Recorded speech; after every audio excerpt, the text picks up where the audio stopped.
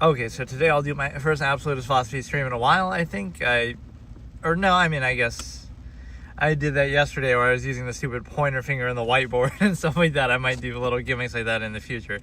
Right, because you have to appeal to what the lowest common denominator will understand. So that's kind of the projection fallacy. Let's start with that.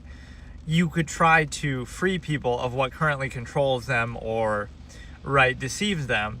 But if you try directly, then they'll attack you, like, oh, you just don't get it, right? It's your lack of ability to practice this flawed contrivance state that controls them, or overcompensate for the flawed process, etc. Not that it's flawed or that they have issue with it if they're aware of it.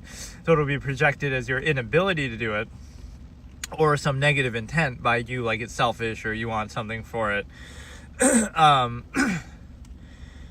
So, okay, then you accept the fact that you can't directly approach that. So now what do? And this applies, like every area of history believes itself to be absolute or right or whatever. So then what happens after that? Okay, you say, I'm going to appeal to the things that the mass of people relate to and then use that to try to get them to see, right, that same flawed process. Because you can't do it directly, right, because that's met with negative reactions because people are already trained by that kind of thing, so now they accept it or they... they associate their identity with it, so now they'll defend it as if they're defending themselves, even though it's a specific form of control. The best way to really explain it is the human variable. Like, human beings are not defined by their identity.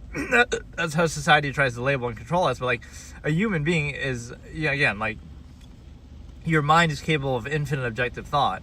Your actions, similarly, are very open and variable. Like, you're not whatever you think your identity is. If you were asked and tried to define yourself, that's not you, that's what you're made into be by society. But like, your potential is much greater than that. And I'm not even saying like in a positive, productive way. I'm just saying in a measure way, like what your intention, priority. You could be a minimalist, you could live in the woods, you could, like, there's so many things you could potentially do that you might assume you wouldn't want to do, but this specific contrivance state is always questionable. Like, okay,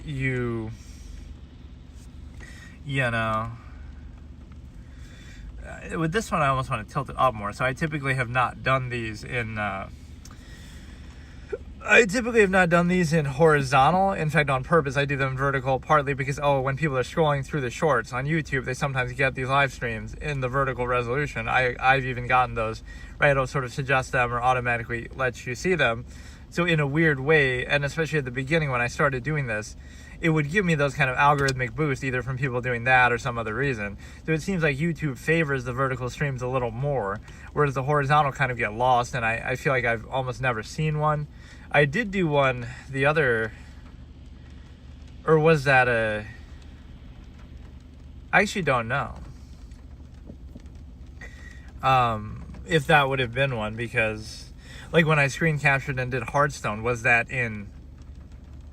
might have been in landscape too, but whatever. Like, I wouldn't kind of rarely do it from PC. I would prefer doing it on Twitch then, but maybe it doesn't matter.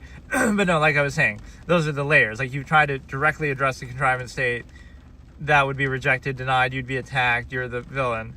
So then you try to appeal to what the masses react to, and then, but now you're being fake because, you're playing into that. Like, you're being fake because you're playing dumb instead of actually being dumb. So that would be better, right? If you just were dumb and make them aware of it, that's the problem. But not only that, but you also have one other issue.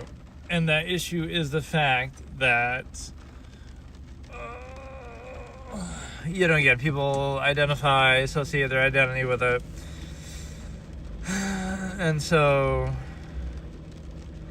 right, those are the issues that, like, you try to appeal to it, and you'll be projected again. Like, you lack the ability to do something.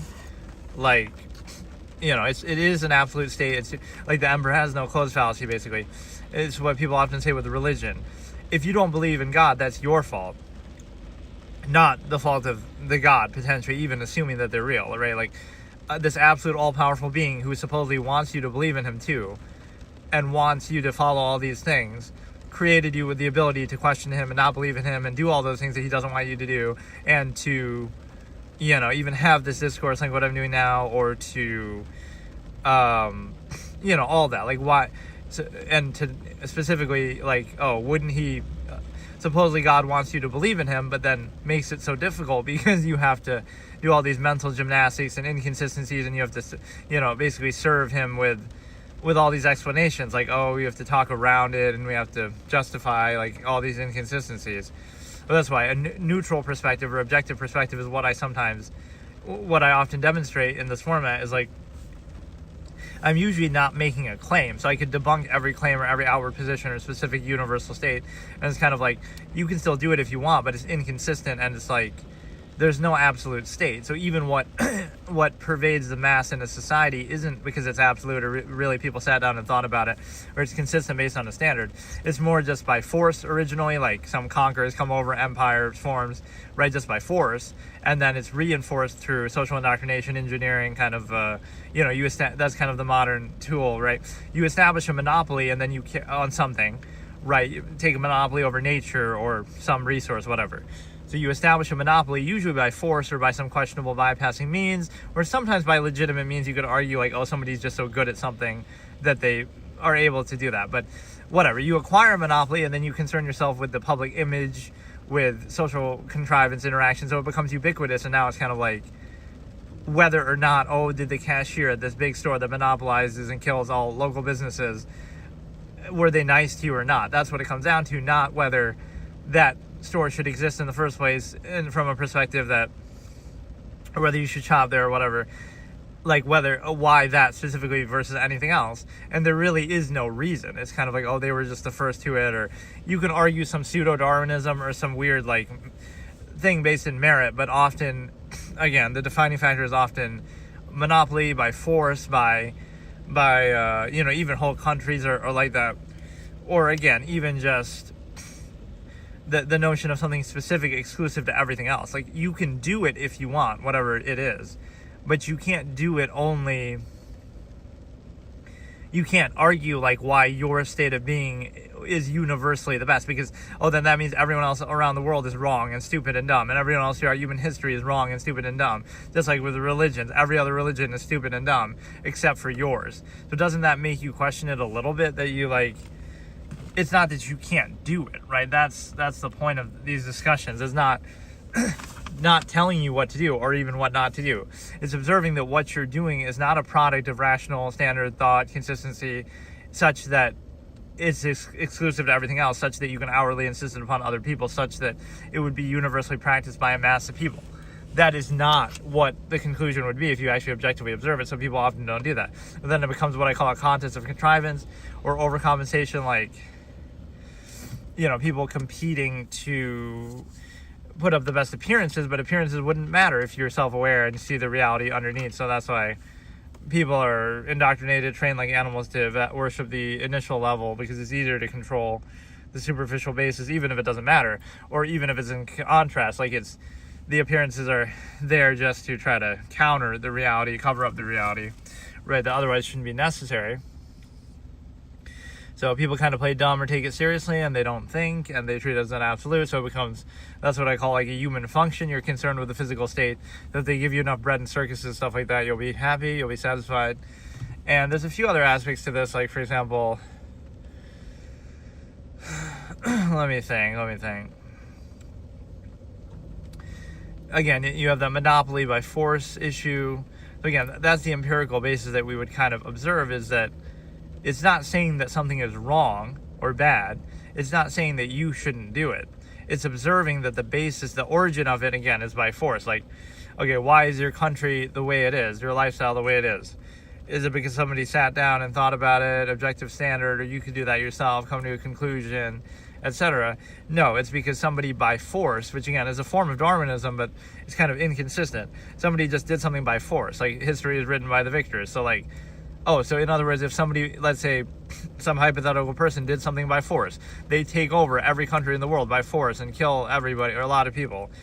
Now they would be right, and your next generation would live by their standard, and that would be just default and normal. So in other words, that's all it takes to control you, is like, you're going along with that same thing, right? A bunch of people came over somewhere, killed a bunch of people, took their land, again, I'm not moralizing it. I'm observing like it's arbitrary because so now that's the basis by which your society is operational. So if somebody was to do that now, they would be validated. So if somebody did something by force, because it's the same way that you're based in, you can try to act morally righteous, but that's ex post facto justification, especially when it's something as basic as taking monopoly over nature itself, like owning land or monopolizing natural resources and stuff like that. And so the problem becomes, the cool thing with this is I can do it with my car off, because, and I've been doing some research lately about like how bad it is to idle cars, because I do that a lot, like where you're not supposed to do it, or it has long-term issues, but it's kind of like this, I have my Starlink on my battery bank, so that has nothing to do with the car. So the car can be off while you're doing that. But look, the thing is that, again, you take a monopoly over nature and stuff like that, the origin is force, and then even everything after that is kind of arbitrary, because it's like bypassing critical thinking, it's emotion, it's emotion, irrational insistence upon the self, appeal kind of basis. There's some red light that still blinks on here, though, even when it's off. I never noticed that. It's like with my CD player, there's like a red light that constantly blinks there, even though the car is off. But no, that is kind of a cool thing. Like, so maybe that'd be useful for other things. It's like, okay, I'm going to test it here. My Starlink Mini is plugged into this Anchor battery bank. It's a 737, right? It costs about $100. And it vacillates between 2 hours and 1 hour of time. And so it's at 80%. So, I mean, it's supposed to be like 2 to 3 hours, I feel like, but it's at 80%, and now it's showing an hour 20. So it varies over time. It's kind of weird, but again, that doesn't seem that long, because again, this thing is very consumptive, the Starlink. But that's kind of what you have to do. I'm not even using that battery as a novelty. It's like you have to use a battery, right? The way that this thing works, you can't just plug it in something basic or into your car necessarily. 79%, hour 33. So, I mean, it would be maybe in the ballpark of 2 hours, but it keeps kind of changing over time, which is weird. And one thing I messed up maybe is I shouldn't have stopped in this spot, because those trees could block the Starlink, believe it or not, maybe. But it doesn't seem to be an issue. That was one hang up too. Okay, so what I'm going to do later is I'm going to try to stream some card games on here, obviously. So it kind of demonstrate mobile gaming, because I was doing Hearthstone, obviously, the other day. So I could do Hearthstone, I could do Master Duel, I could do Duel Links, I could do, any of the Yu-Gi-Oh games, I could do Magic, PvZ Heroes. I don't mind doing any or all of those, even in 720p, even on here, right? I don't mind that for those kind of games. Whereas something more substantial, I'd want to do it on PC or in like a proper 1080p type of thing. The problem is that even if I do that, I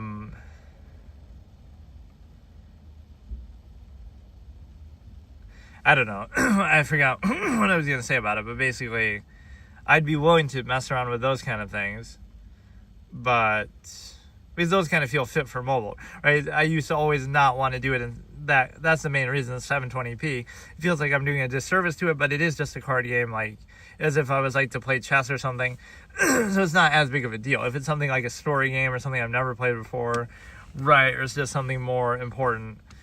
Even something that I'm not like super familiar with. Like I've already done obviously Hearthstone to death over the years, right? So I'm just messing around in gimmicks, so I don't really mind doing that on the phone.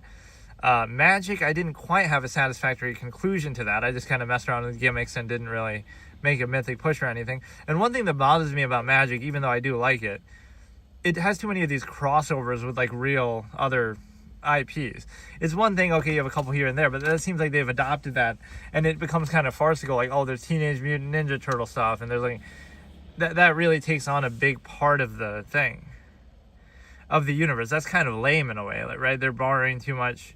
In that sense, Yu-Gi-Oh is really original when it comes to, it's been around so long, it has so many cards, right? But yeah, we could check out any of those. Oh, I forgot about Pokemon. So let me see the 6 card games that I could do. I could do Hearthstone. I could do PvZ Heroes. I could do Magic. I could do Yu-Gi-Oh. I could do Pokemon. And what was the last one?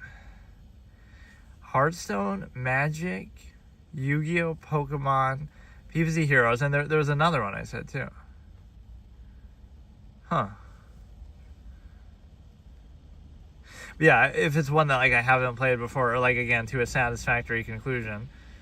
Like, what was I doing that one year? Like, end of 2022, I was doing that. I did Hearthstone. I did Pokemon for the, Hearthstone I was just bringing back as a series. Obviously, I'd played it extensively in the past.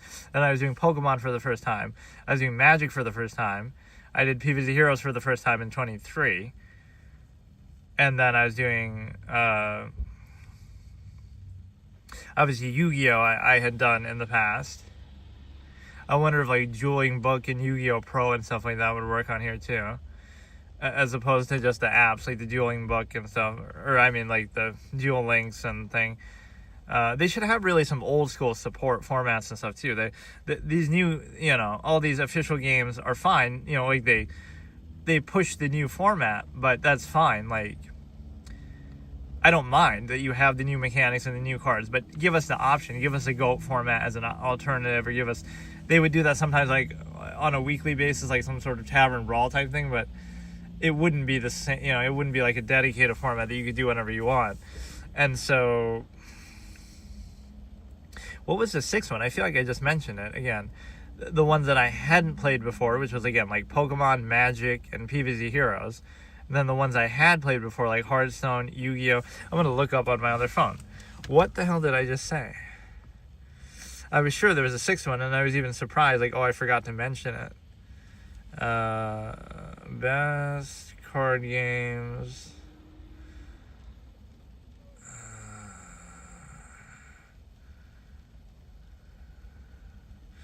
Kind of, collectible Disney Lorcana, but I thought they were going to make a digital version of that, and I don't know if they did or not. Let me see. And also digital in this context, which is kind of weird. Or maybe they should have some program like that. If you have a card in a physical game, you get whatever. You get a guaranteed copy in real life, which is not really how it would work. But the top digital collectible card games include Hearthstone for its fast, polished gameplay, Magic as the premier complex fantasy experience, even though, like I said, they rip off of other universes maybe too much nowadays. Marvel, oh, don't tell me. I really didn't like Marvel Snap. I've tried it twice now. I really didn't like it. But maybe I'll try it again. Other contenders include 2026 Pokemon Pocket, Yu-Gi-Oh! Master Duel, Legends of Runeterra. It definitely was not Marvel Snap. I'm so confused, actually, what am I missing? Hearthstone, Magic, Yu-Gi-Oh! Pokemon, and PvZ Heroes, like I said, was just a personal thing. What is the other one? Before that one really goes offline anyway. I know I just said it too, I'm kind of mad. Dragon Ball Daimo Fukatsu for the NES. Wait, what? That was a collectible card game from 1989? What are you talking about? That was the first one ever was a Dragon Ball game? Like, what? Well, there's a whole series of Dragon Ball ones. Wow. Again, Magic the Gathering, Pokemon, Yu-Gi-Oh!, Digimon, which I've never really gotten into. I didn't know they had this many DBZ ones. Maybe I should have looked at that a little bit. Magic Online. But no, like, these official games push the new stuff, but they should also allow you to do something older. And looking at some of these from the early 2000s, Metal Gear Acid, is that really... Metal Gear card game. I'd be afraid to play something like that because it might spoil stuff, like the Witcher card game. Urban Rivals 2006. Obviously, there was the Warcraft, the actual Warcraft TCG physical one, but Full Metal Alchemist trading card game. Marvel trading card game, probably still better than Marvel Snap, 2007. It's the kind of thing that like every big franchise will end up trying to do just because why not? Magic, Duels of the Planeswalkers, which some of these are for like major consoles like PS3 and stuff, which is weird. You don't think of that. Bakugan. Dragon Ball Heroes, Magic, Pokemon TCG Online, which I thankfully got to play before, Direwolf Digital, which also made Elder Scrolls Legends. All right, now we're getting into the stuff. What the heck? This is going to bother me when I mentioned and I forgot. So we're at like 2013, and now we're going to see Hearthstone, or that's 2014. The one that kind of changed modern card game design, to be fair. But let's look at what the difference in Hearthstone is. Dragon Ball Heroes Ultimate Mission. Like, I'm not mocking it. Like, I don't know what it is, but nobody's heard of it. Hello Kitty's Magic Apron. Hokago Rhythm Time. Right? Chokusu Henkai Gyro Zetter. Angi Virgi. And Hearthstone. Like, those are the ones that preceded Hearthstone. Now let's look after the success of Hearthstone in 2014. You know, Magic obviously is there. Magic Duels. They seem to struggle with Magic. Like, they made so many different ones of these. And making a definitive one. Tabletop Simulator, Duelist, Eternal. So Duelist I never got to play, but Duelist 2 I played was pretty good, but is already basically dead. PvZ Heroes, which is hard to believe that it's that old, really. Like it's rare that a game like that is so dead, seemingly, would stay around for this long. I have to give them some credit on that. Like, it would have been offline years ago, I would have imagined. It's been out for a decade. It's a 10-year anniversary we could do. Like, how is that even possible? Shadowverse, Soulforge, Dragon Ball, Elder Scrolls, Feria, South Park, Mythgard, Artifact, Fable Fortune, Gwent, Deep Sky, SteamWorld, Tap-In, Magic, Arena 2019. Yeah, see, even that's much newer than what I thought. Dragon Ball Heroes. Like, oh, I played it for the first time in 22, but like, oh, that wasn't even too late to the party then, I guess. I mean, the first time playing Magic in any form, but still. Legends, people get really mad at some of those videos for me, because like, I say stuff that might not be true, but I don't know. So I'm saying, like, you know, I'll be saying, oh, this isn't the definitive version of Magic, and it's kind of like looked down upon. I don't know that. I'm just assuming that, right, in the card game kind of context. Legends of Runeterra, Doctor Who, Marvel Snap. So I guess I just don't know what it was. I swear to God, I just counted 6 that I just said.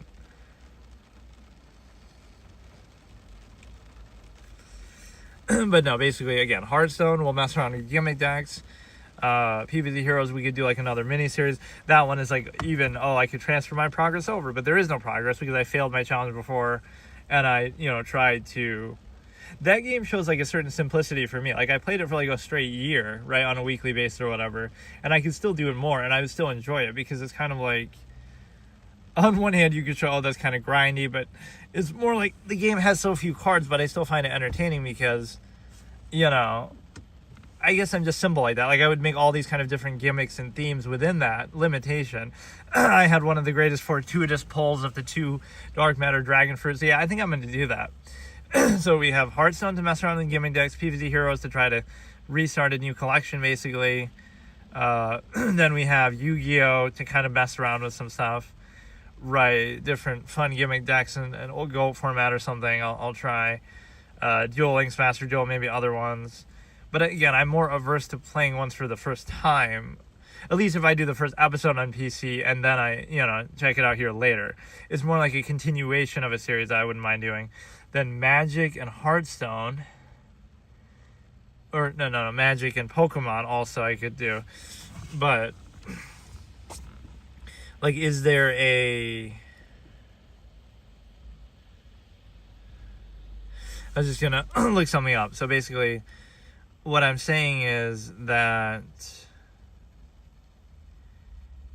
if I was to do, okay, is like Duelist 2, I guess I could do Marvel Snap. I mean, to mobile, would that be actually possible?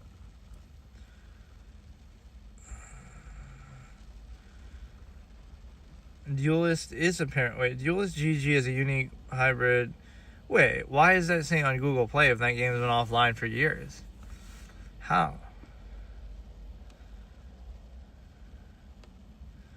I like this game a lot, but it would be cool if there was a Steam port. I can play on emulator. What is this? This looks like the same one, but how can it be? So yeah, let me make an actual list, because these are things I'd be willing to do, although, like I said, I'm averse to doing ones that I haven't played a lot or had like a satisfying conclusion with, right, or ones that maybe I've never played before. So Hearthstone, I definitely don't mind, because again, it's 720p, but I'm just messing around with gimmicks, and it's a game that I've kind of beaten to death in a way. PvZ Heroes would be perfect for this, because I really don't care, in the sense of, we've done that series, now we're just messing around, make a new collection, see what happens. The ones I'm a little hesitant about, and okay, in the middle tier I could put like Marvel Snap, because it's just so trash that I really don't care. I could put Duelist 2, because it seems kind of dead anyway, or whatever that game is, Duelist. Right, so from most likely to play to least likely to play. And then the least likely is, again, like Pokemon, because I've never had like a fully thorough experience. I played the online trading card game online before it went offline, like 2022-ish, which was just coincidence. I didn't know that was going to happen, but that was just when I started playing card games again, or a lot. It was the end of 2022. And then the other thing was the fact that Pokemon TCG Live, I kind of segued into that, which had some hilarious moments of it not working or glitching, or like I was playing it like in the beta or something, early release, and it was giving me all kind of issues. And then Yu-Gi-Oh! I could do too. Okay, Yu-Gi-Oh! Pokemon and Magic would be kind of on the other side. So this is the list I have, okay? So we have 1, 2, 3, 4, 5, 6, 7 things. So again, Hearthstone, I'd have no problem, because I played it already so much, I don't have any, concern about that. PvZ Heroes, I could start a new series. Again, Hearthstone, messing around with gimmick decks. PvZ Heroes, starting a new collection. Yu-Gi-Oh! Messing around, Master Duel, Duel Links, whatever.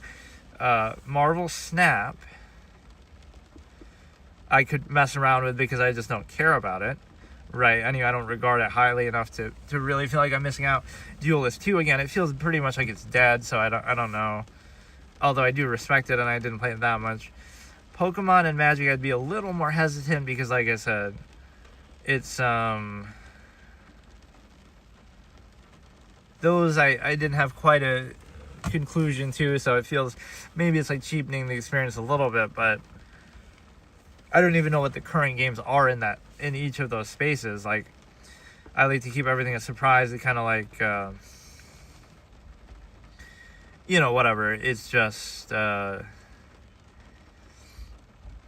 could be new Yu-Gi-Oh! Games. Like, I would only want to do ones maybe that I played before, or at least do like the first episode on PC for whatever reason. I prefer that. So let's see how my battery's doing on the Starlink. It's at 72%.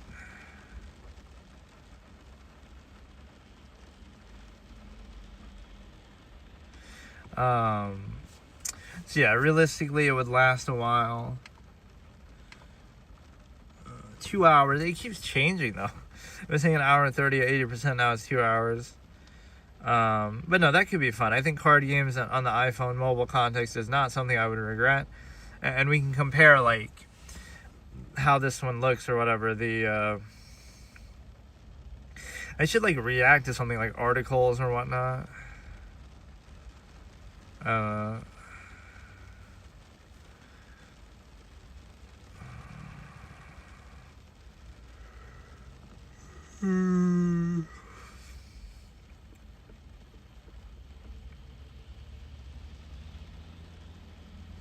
here's like an interesting concept when it comes to AI and stuff like that. There's two ideas here that I can discuss, right?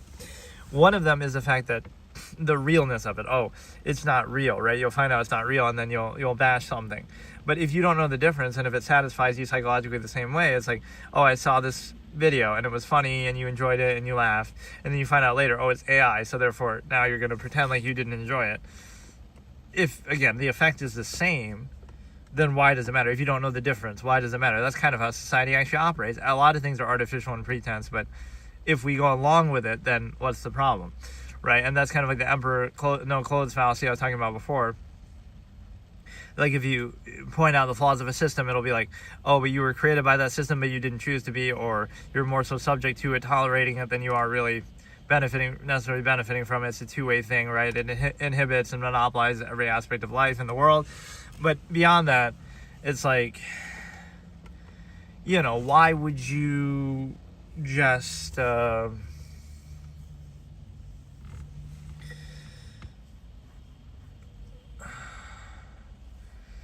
okay, whether you believe something is real or not, like, why should you have to defer to it? Oh, contrivance is absolute, or supposedly with God I was talking about, is absolute, but then it requires your participation.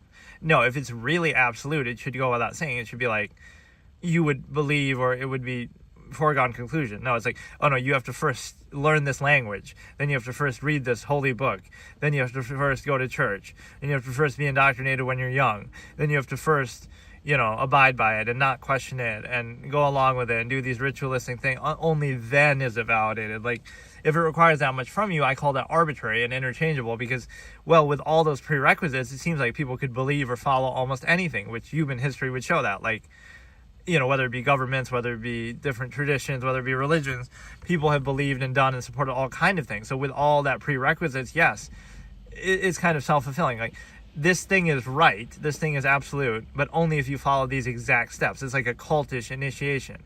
The cult is perfect and right, but you can't question it, and you can't leave it, and you can't go outside of it, and you can't experience anything else, and you can't, with all those rules, yeah, now it'll seem valid, but that's not how it works, right? Even relationships, like the stimuli acme specification, like being with one partner, monogamy, that would be similar. Like, oh, it's absolute, it's soulmate, it's love, it's meant to be, but origin point is nearness postulate, basic geography, convenience, not encountering all 8 billion people in the world and whatever billions of people in the world is a meaningful thing, and being able to assess and choose from that. No, it's just nearness, it's reaction. So the process of how it came to be is not absolute, but you pretend you treat it like it is absolute. And then the other thing is the fact that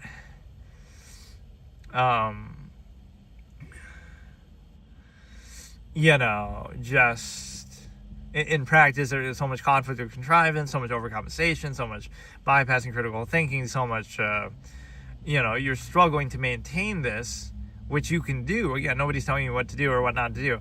But the fact that you have to struggle to maintain it, or you have to censor reality, you can't be friends with people of the same gender, or, there's constant possessiveness, constant ritualistic behavior, constant overcompensation, constant censoring of reality, you can't watch adult films apparently, or whatever, right? That'll ruin your relationship. The fact that you have to censor reality and frame everything in that way shows you not only is it not absolute, but it's kind of contrived, and you could do that interchangeably with almost anything. And like, if everyone has an absolute, then nobody does. But getting back to the AI thing, and like the newness is like, or the fakeness, like, so if it has the same psychological effect, why does it matter, right? And so that's where the imagination comes in. Everything is thought anyway, but people reduce it to externality. If I could just be sitting here looking at these trees, and that might give me more mental stimulation, especially like based on my own, what I'm talking about and thinking about. I could find more value in that than you could find in a movie or a show or a game or whatever you're doing, right? So that's the point. It's like, everything is the mind anyway. But the mass of people are dumbed down to like the initial basis, like where you value only what's in front of you, or again, externality. So I use the analogy of like staring at a wall versus staring at a screen. You stare at a screen and it's like, oh, what is the basis of that? What's on the screen? But it's really not. It's your mind and how it stimulates that or distracts it ultimately. Right, and you rely on the images there, so you don't have to think for yourself. Versus, I could sit and look at the wall, and I could think to myself, kind of like what I'm doing right now. There's no script, there's no nothing. These are things I've discussed in the past, or just things I can think about. So that's the difference. Is like, they're both forms of thought, but one of them trying to distract and undermine thought. They're both reactions to the ability to think. One's trying to undermine and diminish it. One's trying to.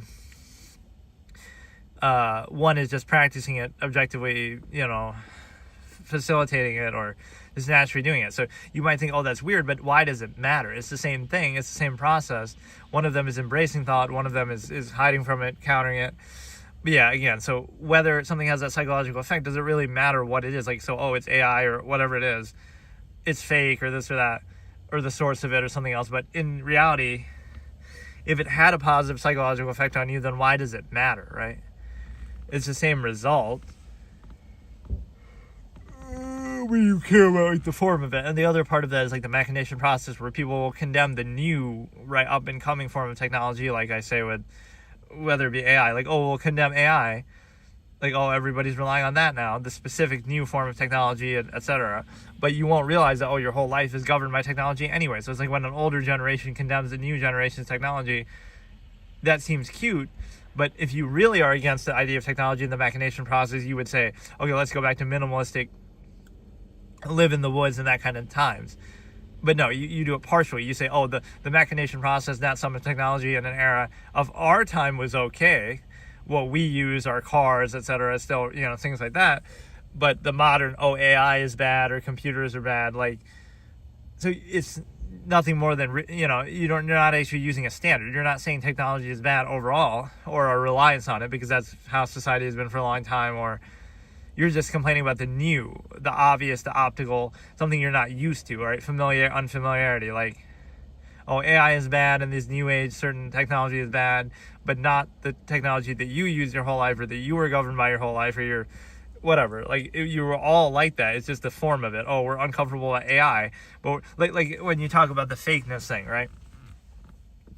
AI is fake and oh my goodness, it's bad. Or like filters on Instagram are bad, right? Those things are bad and fake, and we shouldn't be influenced by them. Meanwhile, our whole society is based in artifice. Like, makeup is okay though. Makeup and dress up and, whatever. We care so much about appearances. Those things are all fake too. But that's a form of fake that you've been conditioned to accept. So you take that for granted and don't think about it. Whereas, the new form of fake that 20 years from now your children or whatever will take that for granted. That's the point. So it's not a question of what you should or shouldn't do or value. It's like, you're not being very perceptive, because you're saying we're controlled by our own antiquated form of artifice that we take for granted and don't think about and don't question. But then we condemn the new form, like, AI is fake, but Instagram filters are fake, and makeup is fake, and, clothing is fake in the sense that it doesn't really represent you. Anybody can wear any piece of clothing. It's not you. So, like, how far do you want to take that? Like, everything is fake then. So, right, what is a real human being? Their natural naked form of just how you're born into this world. That's you, right, with as little alteration as possible. So everything is fake, but we take sides with the older or whatever we're used to, whatever we were kind of grown up with.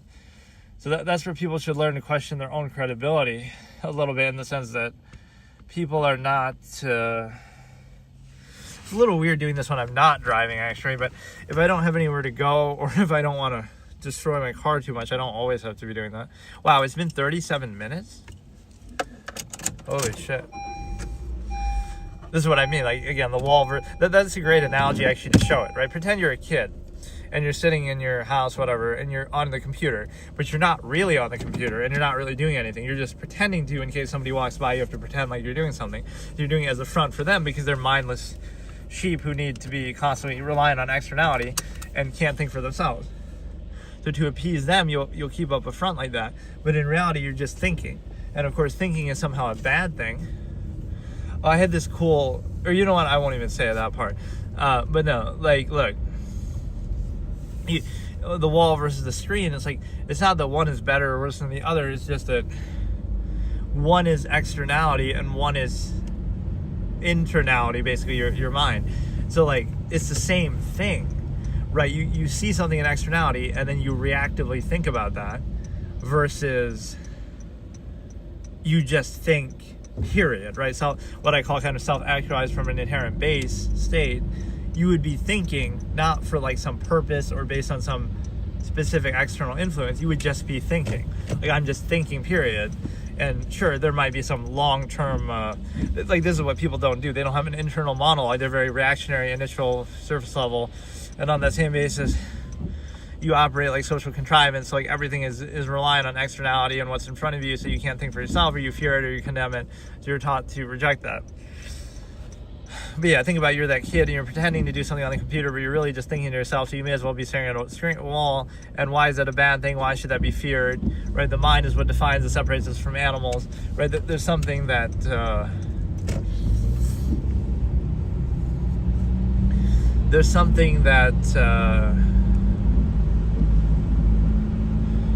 why should that be a threat, is basically what I'm saying. So... I feel kind of uncomfortable doing it when I'm just sitting in one place. It feels weird. Or again, I don't want to let my car idle now either, and I don't necessarily want to drive, so that makes it a little bit awkward. But no, that lasted already a decent amount of time. So what I think I'm going to do is, I could do that, I guess, in a sense. Like, I'm going to just drive randomly and not know where I'm going, but then it's just a waste of gas and stuff. But what I mean is that...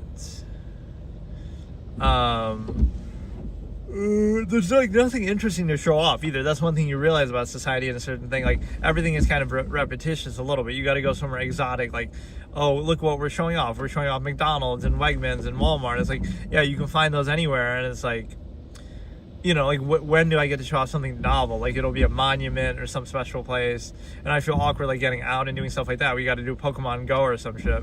But yeah, should I do a little mobile miniseries where I clown the shit out of Marvel Snap because I you know, I don't really care about it, and I even wanted to. I have that channel art for it. That's one thing I was worried about myself too, because I have people sometimes make channel arts for me, right? And then I'm worried, like, are they using AI or you know, I kind of even put some of them through an image checker to see that they're not, but a lot of them will say they're digital art, but that's fine. Like they're obviously, that doesn't mean it's AI. It's like they're digitally making it instead of by hand, right? That's different, but I don't know. Like, so to my knowledge, none of them should be that, but I'm not an artist myself. I'm more so an idea guy. Like I come up, that was one of my favorite ones, the Hearthstone one, where it takes after the Yu-Gi-Oh one of Kaiba yelling at the little girl, you're a third-rate duelist with a fourth-rate deck, and I made two versions of that, and it says, the children of Goldshire fought with more ferocity as the Lich Kings dueled with more ferocity, as he's standing over the kid, and that's a quote from Falric from Halls of Reflection, where he says, the children of Stratholme fought with more ferocity, and he says, and he's kind of crushing the table and getting all mad, like similar to Kaiba. That is such a cool idea, right? And you couldn't really do that as well in other card games because they don't have like an iconic character as much, right? Like Magic is just Magic. I don't know what the lore is or whatever, but we could do it with Crazy Dave talking to like some innocent looking plant, I guess, or even a zombie baby type thing. So I don't even know where I'm going now, but no, like, and this is almost a little bit too low, but you still get a pretty good view, I guess. I just don't like showing so much of the car, but no, I'm gonna do a card game stream. I might have to end and restart, but I want to do that where I basically will mess around with some of those, whether it be Hearthstoners. That I'm trying to find stuff that I can do on mobile, because for whatever reason, if I prefer doing that, sometimes it's more convenient, right? Sometimes if I'm out and about, that kind of works better. So again, these I kind of like to do when I'm driving, but it's a situation where I'm not always driving, or I don't want to drive just for the sake of that or too much. But yeah, it's a situation where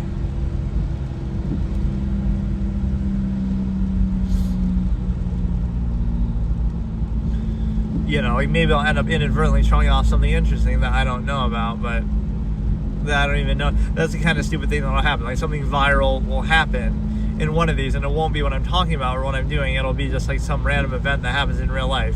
You would think that could happen. Not that I'm wishing for anything bad or negative, but just like in driving so much or showing so much, you would eventually do that. Like something crazy is going to happen that you'll witness, whether it be an accident or something crazy. You'll see a UFO, like, I don't know.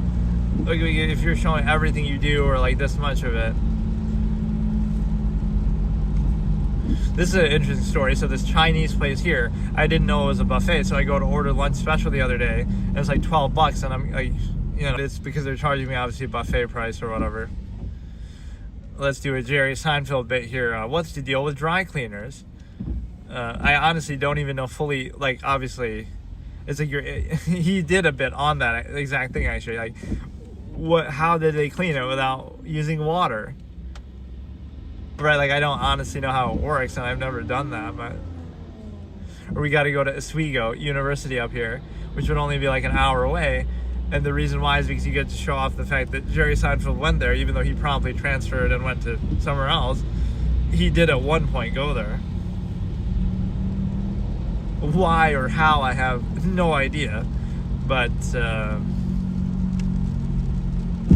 Right, I got to turn that into a bit. Like, I did that when I'm playing Dark Souls 2. I said something about that. I can't remember. And I was going to call the clip, like, Omegalol, SWEG, Omegalol, like the way that people do with the O on Twitch. It's like, what's the deal with Oswego? The fact that Seinfeld went there, or the fact that he transferred out, or the fact that that's the most famous person I can think of who went there, or why would anybody ever go there? First of all, it's a shitty area with a bunch of snow, but beyond that, like Syracuse is kind of hit or miss. Syracuse is like one of the biggest cities in the world in this sense of like it's so wide. It's not about like the population even or like anything else. It spans such an insane like territory that's all considered Syracuse. Like, oh, there's a place called North Syracuse, and there's a place called like, I don't know. It's a very expansive area that's considered to be very spread out, basically. But yeah, there's like some scummy areas. There's some good areas. It's definitely a mixed bag. But who are some other famous people that come out of Syracuse? Carmelo Anthony, of course, great basketball player. Like, I'm struggling to think. I'm sure there are other people. There's some author who's pretty well known, I think, who maybe came from here. And it's not even like necessarily they did anything noteworthy here. Like Carmelo obviously did, but it just means they happened to live here or be born here at one point. That doesn't, that's how you know a city or a place is down bad. They'll take credit, like, oh, this person was born, this person is from here. Oh, so did they do something noteworthy? Like some author, artist, whatever. This town will celebrate them and be like, oh, they were born here, they lived here. Oh, so that when they were 2 years old, they moved away. But they'll still take credit, like, oh no, but they were born here, Like, they didn't do anything there, right? But still you'll say, oh, they were born there or whatever. So I don't even know where I'm going, but this is like IRL, like trying to,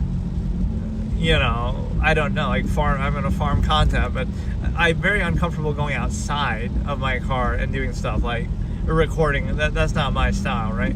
This is the closest to IRL stuff I would do, which I don't mind doing this, but I don't know what the point of it is. You get like a little more interesting visual than just looking at the screen, looking at a blank screen, I guess. But it's a situation where,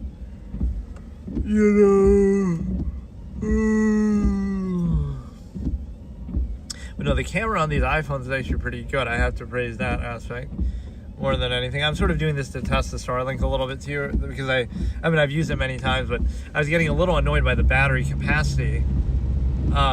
But it seems to be working good now. I don't know why that was giving me an issue. Why it seemed to be, because I was trying to like do stuff on my computer sometimes and test it with that, okay. But it would seem to die out pretty quick. So again, we've been going for almost an hour, and we started at like 80%. So we're at 60. So it would be, at least an hour to 2 hours. Which doesn't seem like much, but again, this thing is an energy hog, consumptive beast. But no, it's like I don't want to do some sort of expose. I can show off all these different places, and I can just. But it just feels like there's not much to show off, right? Without getting out or something. I don't know. Like, the sad part is, and I wouldn't want to do something like this, but let me psychoanalyze some of these videos that get famous or whatever. They'll be wearing, it'll seem like, oh, look, a person going to a restaurant, and they'll have video of that, or it's a person doing something in public, and they're recording it. But they're probably lying that, oh, they're recording it with consent, or with people's knowledge, or on their phone. They probably, rightfully, I can say rightfully, they're probably using like some sort of hidden camera, or like these hidden camera glasses or something. And the reason why I say that is because nobody seems to react to the fact that they're recording it, right? And so it seems like a genuine, normal interaction, but they don't point out the camera, or they don't mention it or anything. So what that means is basically, right, that you're able to basically, it's a little disingenuous. So be wary of those videos. You see a guy walking in a restaurant or doing whatever in public, a lot of those videos are probably not done with a camera that's clearly visible, or with consent, knowledge of people being recorded, right? Because again, their reactions and behavior don't really seem to indicate that. I've seen a lot of videos like that, and it's just not. Let me tell a real life story. This was a Burger King where I'm sitting here in my newly detailed car recently, and I'm eating food, and this dude walks up to my window, is knocking on it, and asks for $1, and I give it to him. But like, I don't know. Like, I'm sitting in the corner on the side, eating my meal, my meager little meal. All I got was like a mozzarella fry thing. Like, I don't know. I was just annoyed by that encounter in a different way. Like, I don't mind. If you want $1, I'll give you $1, but that's not the point. To approach somebody like that, he's knocking on my window, I'm getting mad. Like, I'm trying to eat my food. I'm trying not to fuck up my newly detailed car. Like, I don't know. But I'll try to find somewhere, I guess, to stop here. But like I said, I'll do a Hearthstone thing or some card game. That's what I'll do, I guess. I'll try to find games that I don't mind streaming on mobile, because not even that they're shitty, but they're kind of just, you know, stuff that I've already played, or that are kind of repetitive multiplayer stuff that I don't mind doing.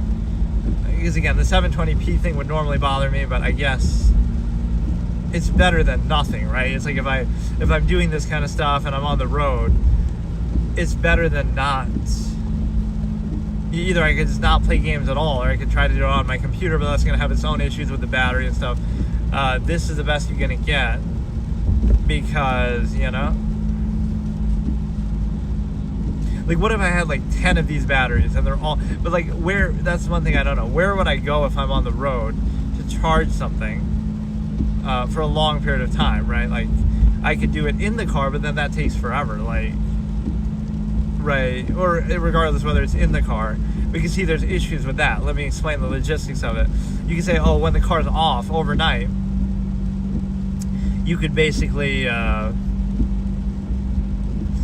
you could charge it then, but then that can fry the battery, or that can destroy the battery of your car, or like even the I don't know.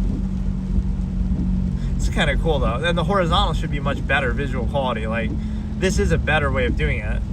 The only reason why I was doing the vertical is it feels more novel, it feels more fitting to do it like that on mobile, or I don't know. But no, this shows you my dedication to my debate format. Like, I'm not going to stop doing this. It was something I almost gave up on, but it's like, it doesn't matter. This is what you should do. If you build it, they will come kind of thing.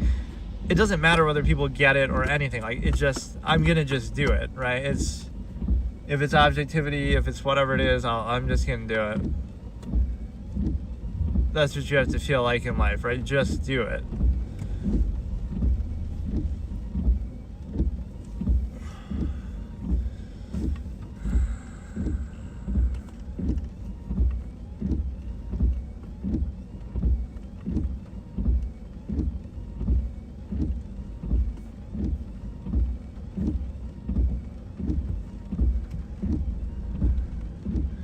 So yeah, I'll stop in a second here, and I'll try to do some little Hearthstone type of stream where I decide on some of the card games and whatnot. I don't know why this is taking so long. But yeah, this visual should be a little better. The horizontal camera. So one thing I would also need to do if I do these for a long period of time, not only is the Starlink battery thing going to run out, but even the other thing is going to run out. Oh, this is a nice visual at least. I've been through here before, but I don't recognize this being so noteworthy. Look at that. This is what we do IRL stream camera stuff for, whatever that park is. Whatever those things are, I don't even know exactly.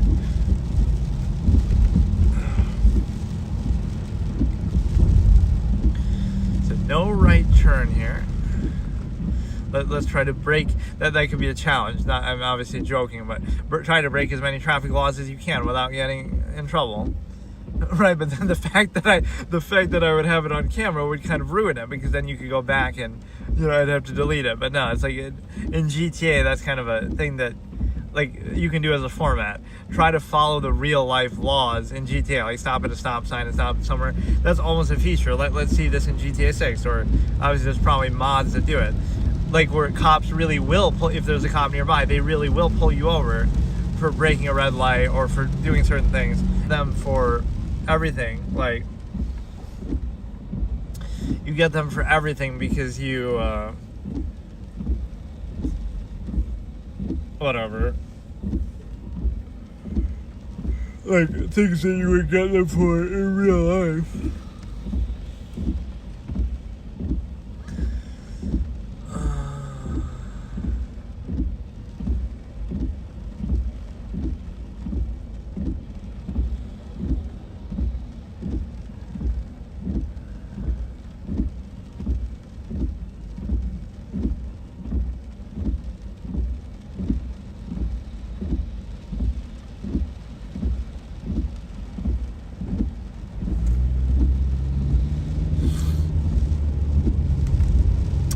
So yeah, what else can I discuss here?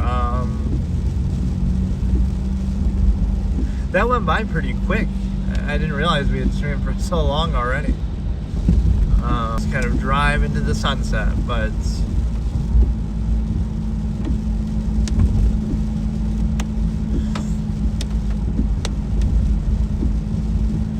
right, that's like a minimalist, right? Because that's kind of an opposite interpretation thing. Possessions hold you back. Possessions tie you down. Possession, sexual pleasure, things like that. But then it's used as a tool to control you and base your life around. So you're being tamed and trained like an animal by your base instincts rather than being free. So what would being free mean? It means you don't have to restrict yourself to one person. You don't have to base your whole life around one person. You don't have to, make it like that. Right? You can still engage in the sexual things or whatever, but it wouldn't be that big of a deal. You wouldn't live with the other person, split your finances with the other person. You would base your whole life around the other person, like obsess over it, right? And so I wonder if I use that as a title in one of these. That's one of my quotes I should have, is that things are the way they are because that's the way they should be. I don't think I did, actually. I can't tell if this is two lanes becoming one or if I can't see.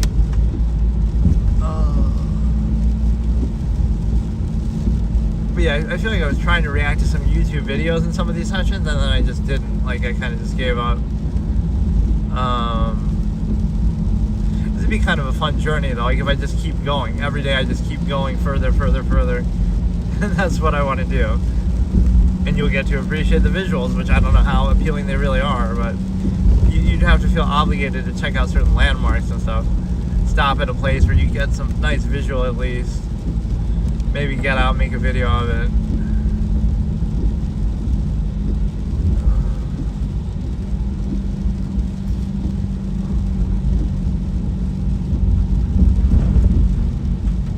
And these roads are not the greatest either. We can be like doing a public service that way. Look how shitty they are for yourself. Right, sometimes people are dumb that way. They have to see something for themselves to believe it or understand it. Which is why any concept with any nuance is hard to explain to people because they don't care. They're satisfied with their bread and circuses like the little trained animals they are in every era, stigma effect, and whatever. Just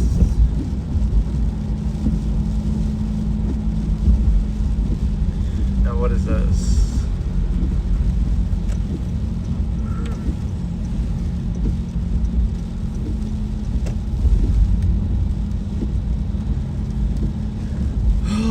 God.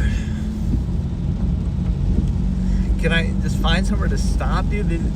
This road just goes on forever. Give me like a store or something I can go to, man. I'll go to this until this battery dies, but I was trying to use the other half. We'll go to like 50% battery and then we'll do the other half on the hardstone or something. But no, I'd even have to charge the phone at some point too if I was doing that, like, So what do I want to look up? I want to look up things are the way they are because that's the way they're meant to be on my channel, because that should be a title. And I maybe forgot to do it. That would have been like one of the stigma effect episodes, like don't expect or assume that things are the way they are because that's the way they're meant to be. Because everybody in every era would have thought the same thing. They, every era of human society thinks that they're right or whatever. So it's a situation where I have been here before, but I feel like it's been a long time, or I don't know it super well. But yeah, this is a good try of the horizontal thing. I don't know if it's really that much better, but the visual quality should be better. Like, you get to see it at least in full screen, which is a net positive. So maybe I could try to start doing those. I would say, the vertical is better for the algorithmic boost, but I guess I'm not getting those anymore, so it doesn't really matter. Cracked Bean Cafe. Books and bookshop. Like, I almost want to shout out. If I was a big streamer, I'd be shouting out these businesses, but I'd have to like check them out first.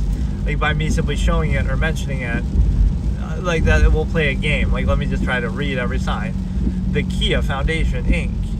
and used books, music, videos, games, T&D Nails, MTS Syracuse. Like, I don't know what the Halal Grill House. Try to guess what it is. It's like some Indian or something similar. Lutz Monuments. Omar's Hair Design. Pomegranate something. The Kurd Nerd. Right, I'll rate their names or the sign. Jackson U Attack Service. Kinney Drugs.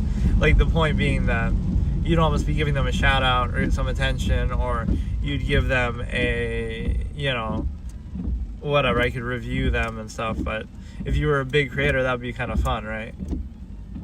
You could bring them a lot of attention or whatever. Papa John's I haven't had in so long. In fact, I've almost never had it in my whole life, but I feel like you rarely see them. There's only like one or two around here that I know of by heart. But that's one of those businesses you almost think hasn't. Oh, you know what's one funny thing that I wish I had video of to show you an observation? I'll have to take a video, but you wouldn't know where it is that I'm taking the video, but it's like, there's these Panda Express gift cards in a lot of stores around here, right? And I keep thinking to myself, there's no Panda Expresses anywhere around here, like in the whole state almost until probably New York City or whatever. Like, there's only two, and one I just recently discovered. There's one in Syracuse University, right in the student center area, and there's one in Fort Drum in the military base, like near Watertown. Those are the only two Panda Expresses. So either I have to go in a military base, like a role play like I'm a soldier, just to get some Panda Express, or I have to role play as a student in college. Like, why is it that those are the only places that they have them? Like, what are they going to do? You put Krispy Kreme now in one of those? Yeah, put Krispy Kreme in the airport. Like, what the fuck? Why are you restricting that? It's one thing, okay, you don't have any here, but then, like, so I'll go to Syracuse College because I feel like Panda Express, and they probably would let me do that. Right, I don't know, are they going to check my student credentials or something? Like, I don't know. Just about, like, you go to the military base, they're going to ID you or something, I don't know. Right, like, you make a big thing out of it, they'll question your motives, like, are you really going here just for Panda Express? Like, fucking... Yes, I am, because there aren't any anywhere around. Like, I'm not even a big fan of it. I'm just saying, like, it's annoying when something gets taken away from you like that. It's like, there's no Panda Express around here. There's no Krispy Kreme. But no, like, why do they have gift cards? Why do you have gift cards for Panda Express in this area, in Syracuse, if there are no Panda Expresses in this area? Explain that to me. That makes no sense. And it's like, oh, it's for Syracuse University, I guess. Like, really, it's for that one. I got this one friend who's a soldier in Fort Drum. That's why we have a whole shelf of Panda Express gift cards in Syracuse stores. Or, again, the Syracuse University one. Oh, yeah, I have a friend who goes to college there. And at least that's closer. But, like, why? Why you have a whole shelf of those things, or, you know, a whole row of those things. I don't know.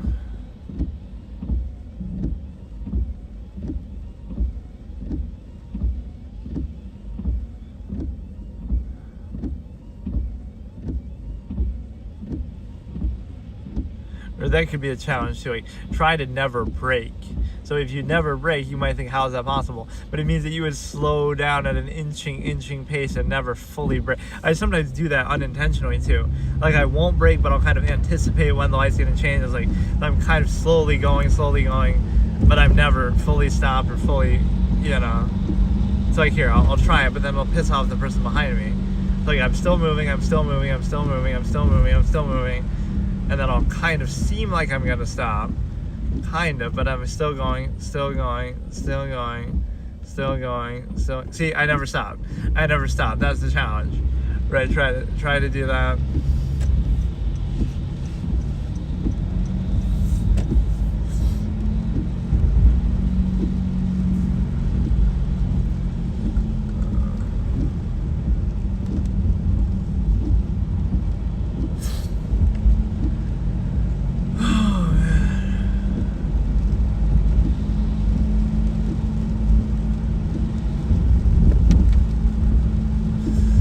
We'll try to do that as a real life challenge. We'll try to fill out a real life map.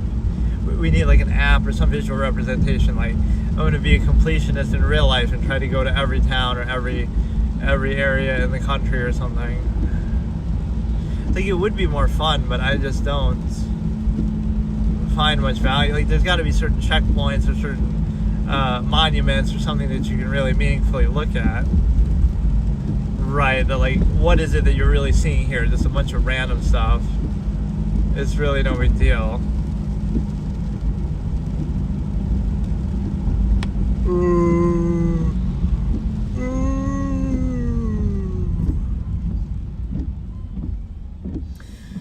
Ellie Mae's Diner.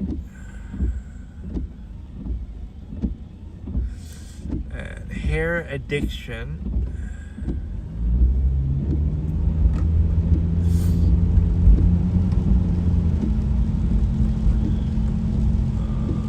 Golden Spike Pub. Really not a bar person. I find it kind of boring, but those are the two biggest scams in the world, are food and drinks, like alcohol, because there's something that you're made to overpay for the social experience, and what better place to find both than in a bar, right? Where restaurants will overcharge you for food just because of the social experience, or Little Caesars Pizza. That's at least a unique sign. And normally, I've never seen it quite advertised like that with the pizza, you know, underneath like that, but on a sign.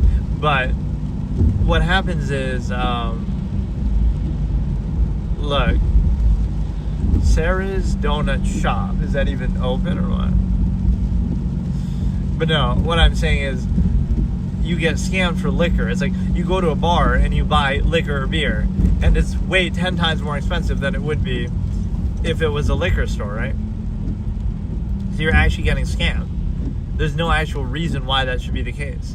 So you get like, right, you're paying extra for what? For the social experience, or you can hit on people or get hit on, or like, it's so disingenuous, right? You can buy the same thing at a liquor store, buy a whole bottle at a liquor store for the amount that you pay in a bar. It's just one of those open examples of being scammed, right? You're openly being scammed. And then the other part of that is the simple fact that you have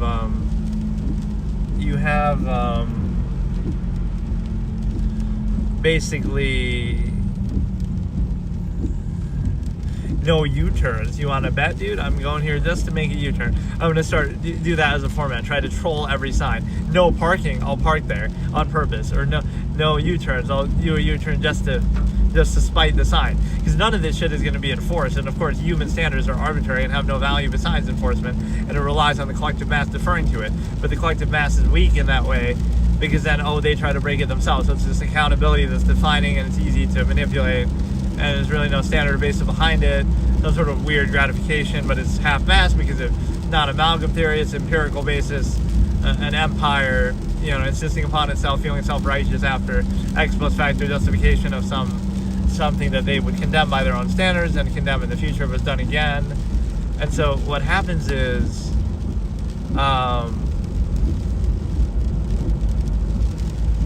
ooh, that's a cool statue. What happens is, this is weird. I don't know what I'm doing. I really don't know.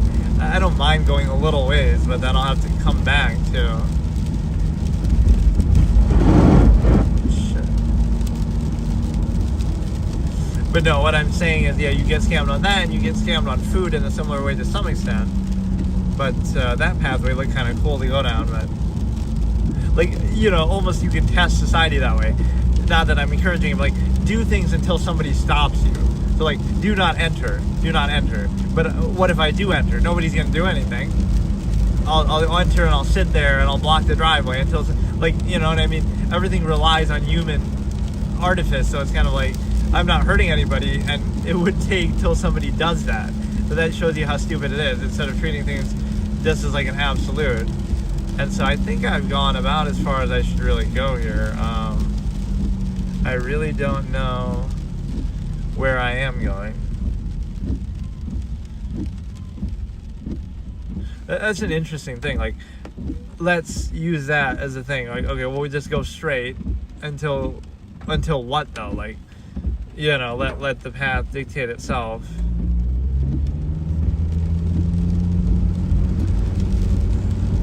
I keep going until I see something new that I've never seen before, I guess. Which, I don't know this area super well at all. RXO, whatever that is. But that's one cool novelty that you see sometimes is like a split like fast food place. Like it used to be like a KFC A&W, or now it's like KFC / Taco Bell. If you really want to have to go to the bathroom and tear yourself a new one, which you'd have to do with either one or the other, but not combine both. But no, that was a cool combination, KFC A&W, but they got rid of those. Like, let me see that. Is there an A&W around? Anywhere here? Because they replaced those like with Taco Bell or something. Infinicon. Yeah, this is what IRL content should be like. It's still more informative, instructive, whatever than anything else, but I don't know. A&W near me.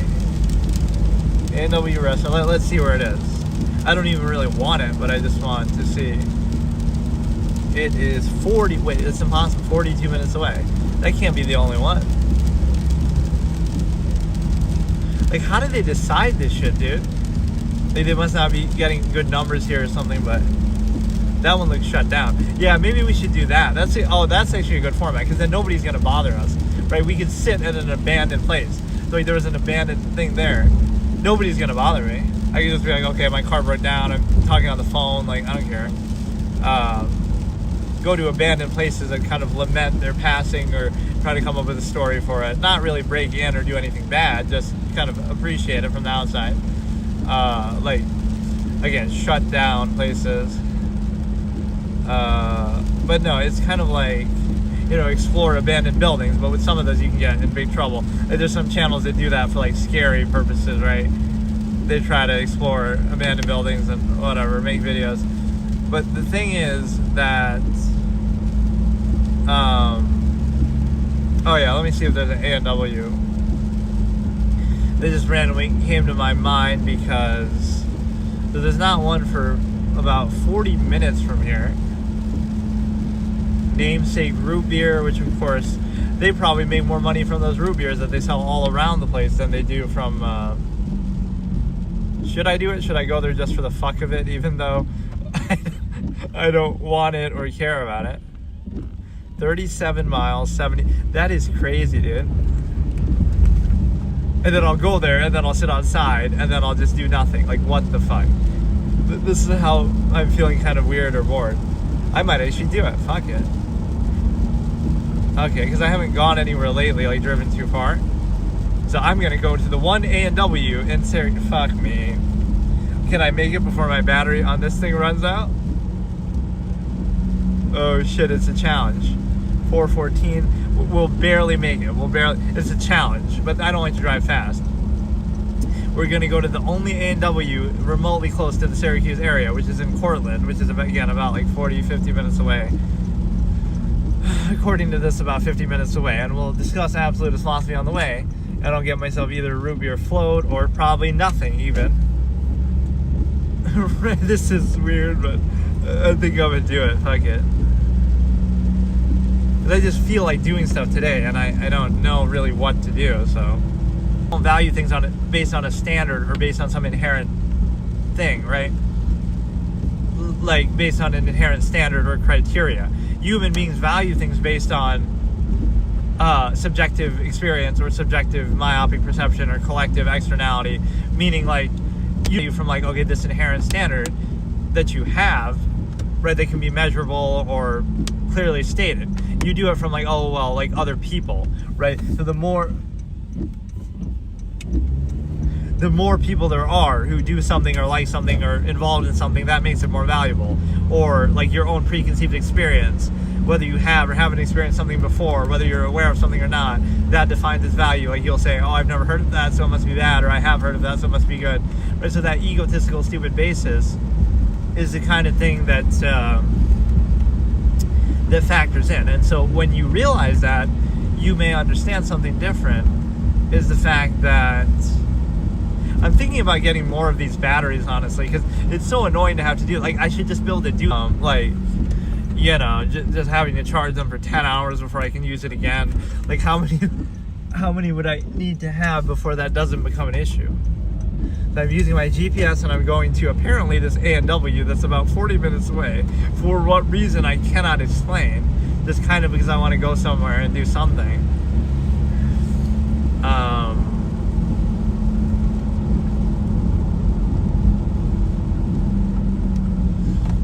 Absolutist philosopher tracks down A&W. Then next you're going to show me Krispy Kreme, or you're going to show me a thing. And Dunkin' Donuts stole Krispy Kreme's thing. Now they have like the Cream Delight, that's like the headlight, but it also has the cream inside. Imagine it took that long for somebody to do kind of the same thing. That should be like copyrighted, but because of the headlight thing, it makes it different.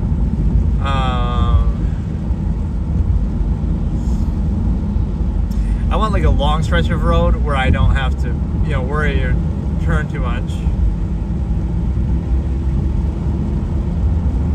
Then my battery will run out before I get the float, and so then I won't be able to show it off. Or even if I do, then you won't be able to see it. Like, I don't know how to do this.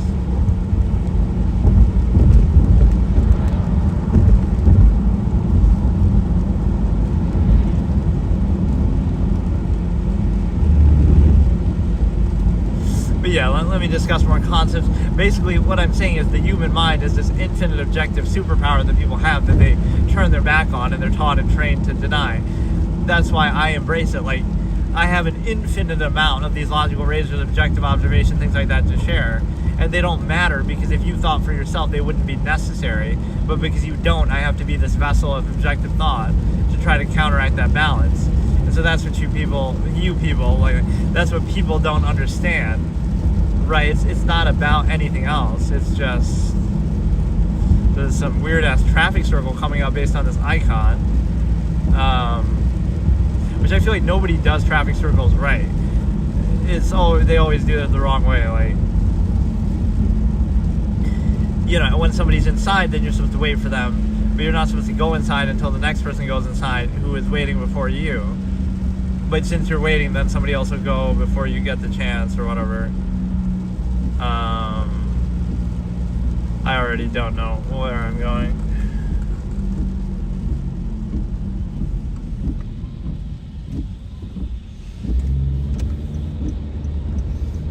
Or like certain things that don't serve any purpose, right? It would be like,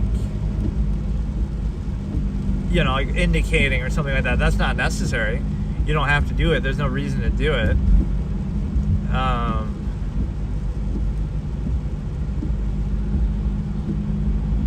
Right, it's just for other people. So if nobody's around, it's kind of the same thing as morality or a lot of things that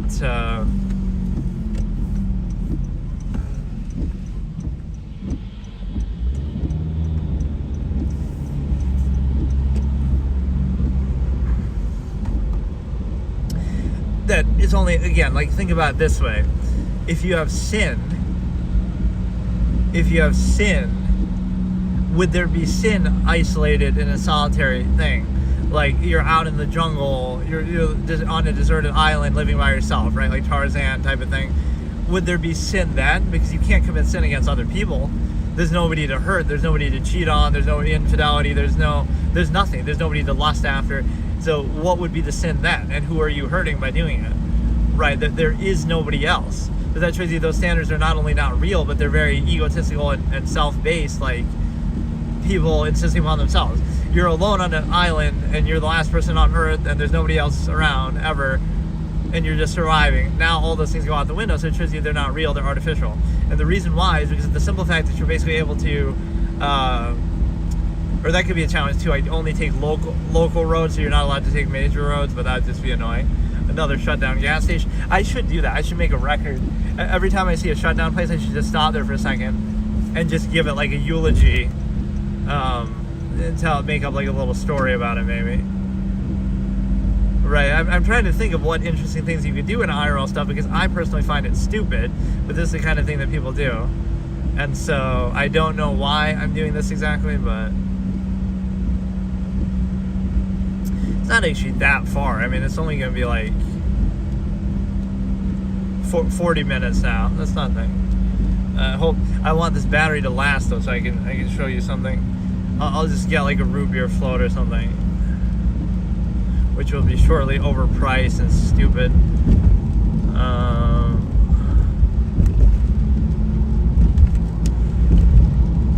Yeah, there's also like this projection of social contrivance, like you somehow want the approval of others or you want something. What if you don't want anything, you're aware of the nature of the process and you're trying to even, the assumption of you're trying to reinforce and regurgitate the standards that are already present. What if you want, this is what an absolutist seeks. An absolutist seeks finality. You're not trying to reinforce and regurgitate and exploit the current contrivance state. You're not trying to win over favor of other people by doing that. You're trying to do something bigger, different, else, right? What you're trying to do is basically you're trying to self-actualize from an inherent base, or have your own standard, or do something fully and completely remove the need. So in other words, what that means is you seek finality. You don't seek to reinforce what's already established. You seek to end it or remove the need for it, or basically, do something so fully that it kind of, again, invalidates the process, remove the need. So it wouldn't be like, oh, you're seeking something from it. No, you don't even, you might appease it, try to appease it along the way a little bit, but you never vouch for it, so you don't take it seriously, basically. Okay, now this should be a nice long stretch that we can go on. So, Cortland, I don't think I've hardly ever been to before. Maybe like once or twice I've been through there, but... And then this weather, no less, I'm choosing to do this, but... See, what is that? What is that? Somebody's coat they left on the side?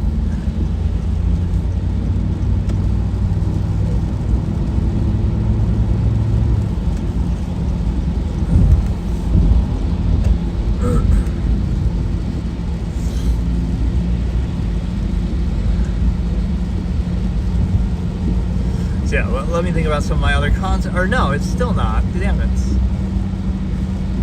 It's just easier to concentrate if I'm discussing some nuanced topic if I'm going to be on a straight stretch of road here.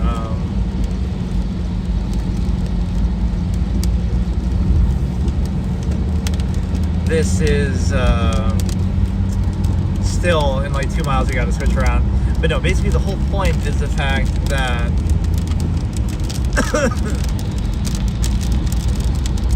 you put yourself in a position where, again, you're kind of subject to these things that are based on human morality alone, or human, egocentric basis.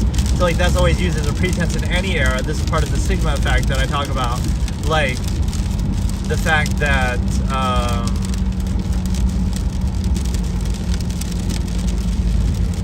just human beings are used as the basis for something. Like, oh, you want to be kind to other people, you want to, be positive towards other people, it's for the sake of the collective people, right? Massive people. That guy was like going off the road because this clown truck wouldn't change. Let's get this guy's number and call him and clown him. I'm just joking, obviously, but like, if you're a big streamer, like, oh, you get this truck driver in trouble. But no, I'm just coming up with like, what would you do if you actually took this shit seriously? And I honestly don't know. But the thing is that we're also trying to show out the visual perspective of this, right? Of like, how would it look if we do it in the horizontal, which is much better. I mean, I might just start doing that. And the stand is pretty cool because it kind of switches between them. It seems a little bit too low, like maybe you can get a better view of not just the car. Like the car is taking up like half of it with the Starlink and stuff, but you can see the road and the sky and stuff pretty well. I mean, right? You get like some social, what's it called, parasocial thing. You get to kind of live vicariously here, which apparently people like. But no, what I'm saying is,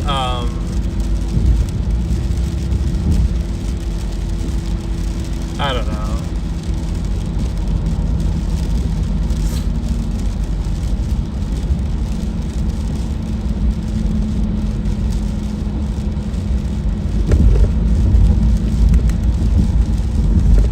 Yeah, like using humans as a pretense, like, oh, why would we do this thing, or why are we inhibited and restricted in this way? Why do we have to, have this power structure or whatever?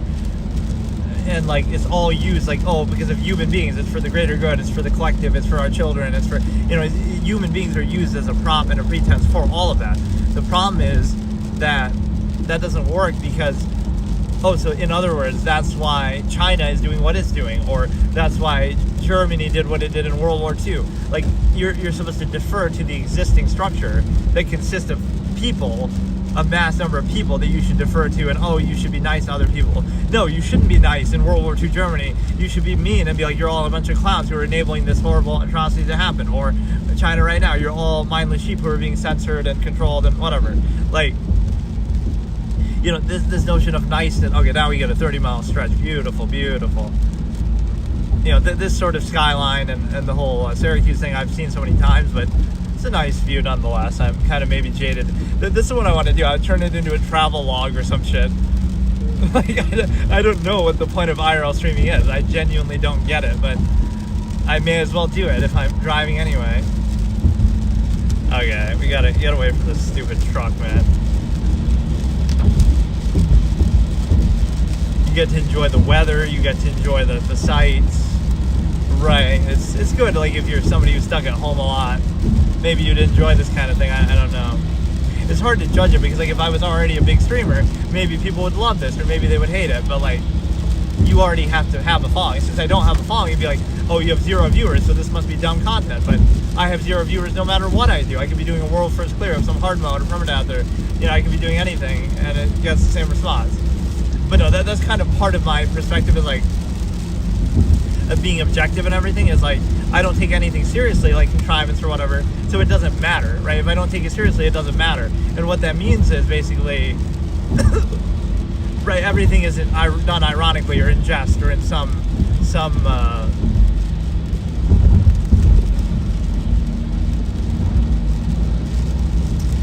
right, tongue-in-cheek way, or like something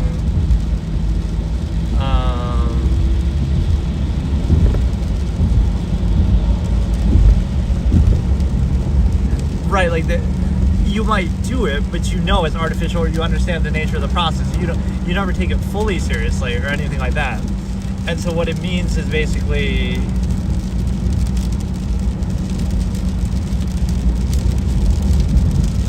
it basically means that, I don't know, I better be able to get the float and show it off in time, or I'm gonna be pissed. And I don't even know how to do it, because it'll mess up my car or something if I do. But yeah, I guess I haven't had one in a long time.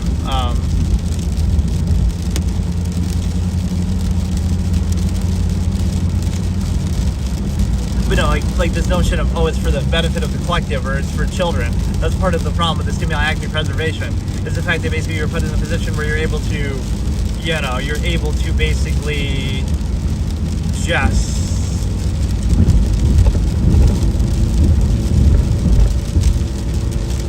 that would be used to reinforce anything, right? You think, oh, be nice to other people, even if they're actively self-creating an adverse process, or they're indoctrinated and trained and based in that, or they, you know, be positive even if the circumstance you're in deserves criticism and warrants it.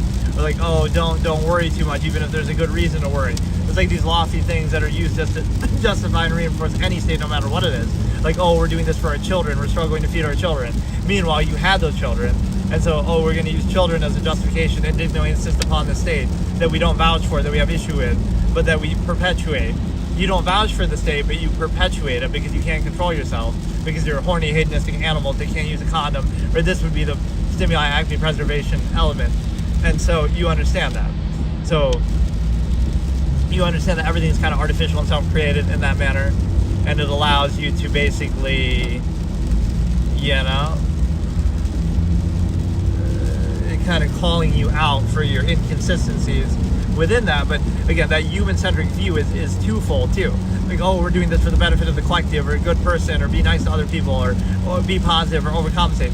Also, you're not going to sacrifice your whole life for amalgam theory. Oh, you care about other people, huh? If you truly cared about other people, then you would sacrifice 2 meals a day to feed somebody starving halfway across the world, and it would not benefit you in any way, and it would inconvenience you. Oh, so you don't really care about people, you're just using it as a dependent overstand pretense that's necessary and valid to try to reinforce the specific contrivance state that you're in, which by its design is subversive to those, you know, to other people, various people around the world, that takes a monopoly over nature and resources, that creates a lot of conflict and suffering and struggle, right, that allows you to basically, right, so you're in the subversive state empire that creates that monopoly and everything like that. But oh, you want to feel righteous about helping some old lady across the street or doing something socially nice, but you don't care about, are you going to sacrifice 2 meals a day to feed somebody who's starving because you care about other people? No, you're not. You're not going to do it because you don't really care, but you'll pretend in your initial immediate environment that, oh, we're going to be nice or positive or we care about other people, right? So it's a selective pretense that's self-invalidating.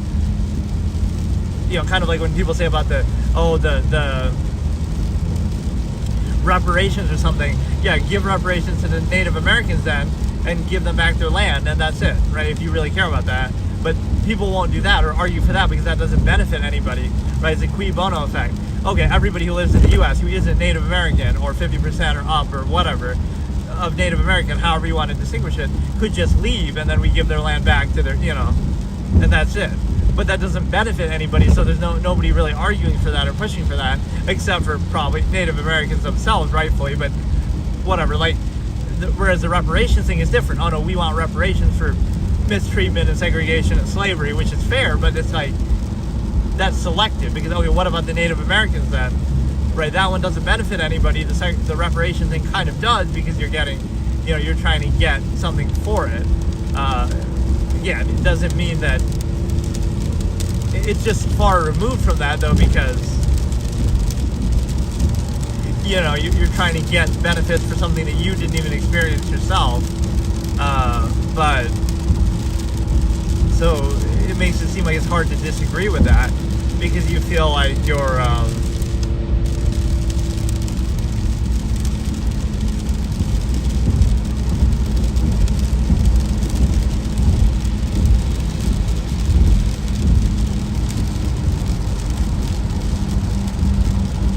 or trying to pronounce that name, whatever that was, the G, word that started with the G on that sign.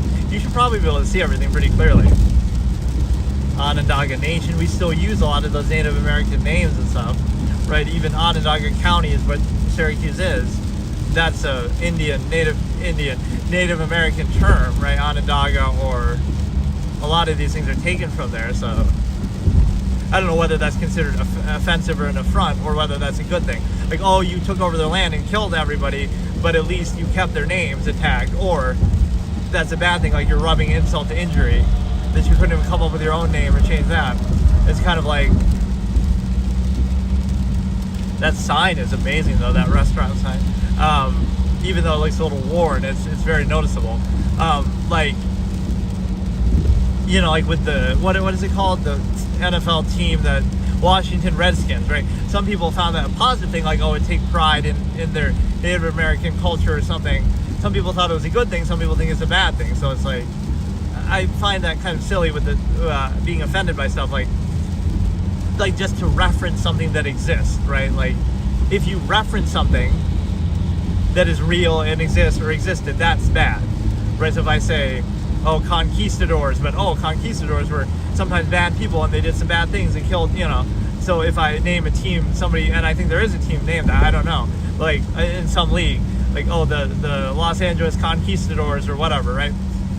That would be a bad thing, because, oh, some conquistador did a bad thing at one time, or but that'd be the equivalent of like Memphis Grizzlies. Oh, but my cousin was killed by a grizzly bear, and I'm offended by that, because just because it has the capacity for something negative, right, associated with that name or that thing, doesn't mean that, right, we can associate that with everything and kind of censor it, because then you could always do that with anything. It's kind of like when people do certain symbols, right, like in World War II Germany, the hand sign or the symbol itself. Those things are kind of what they are, but pretend like some dictator used a thumbs up as a sign, as a mantra, or they use like a peace sign on a flag, right? Then you can't make a thumbs up anymore, or, oh, it's a reference to them, or, oh, you can't do the peace sign anymore, or something very basic and ubiquitous. They use a smiley face. Now you can't use smiley face anymore, right? So if it was something super common like that, now you're giving them too much power over it, you're giving them a monopoly over it. So eventually throughout history, you can point to every single thing in existence has been associated with somebody bad at one point. So this is what the selective media often does, or whatever. Like, oh, they'll say, oh, this was associated with this or that, right? There was one really stupid news report that said that. Like, oh, we're at this site that's on the graves of the Native Americans, right, that Trump is giving a speech or something. oh yeah, you know where else were on the graves of the Native Americans? Literally everywhere else in the country, because that's what it is. Like, I love that line that they say, oh, he's giving a speech on this place where, whatever, right? Native American burial site. Yeah, it's called the United States. Like, if you have a problem with it, you know, we can accept that, but it's selective, right? It'll be selectively applied. You don't say that when Obama's giving a speech, like, oh, this, how many Native Americans were buried here, but it's these selective inconsistencies that become the problem. So that's why I say you cannot dissuade with reason what came about by desire. But let's go into the fallacy of being offended, right? Nothing should be offensive, and the reason why is because of one of two things. This is one of my classic logical razors I always talk about.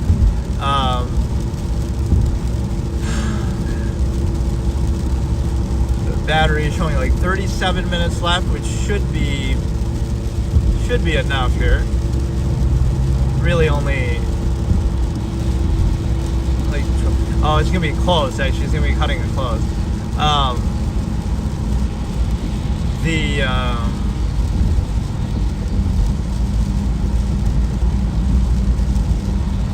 And now I almost feel obligated, like I have to get some food there, but I don't really even want any food.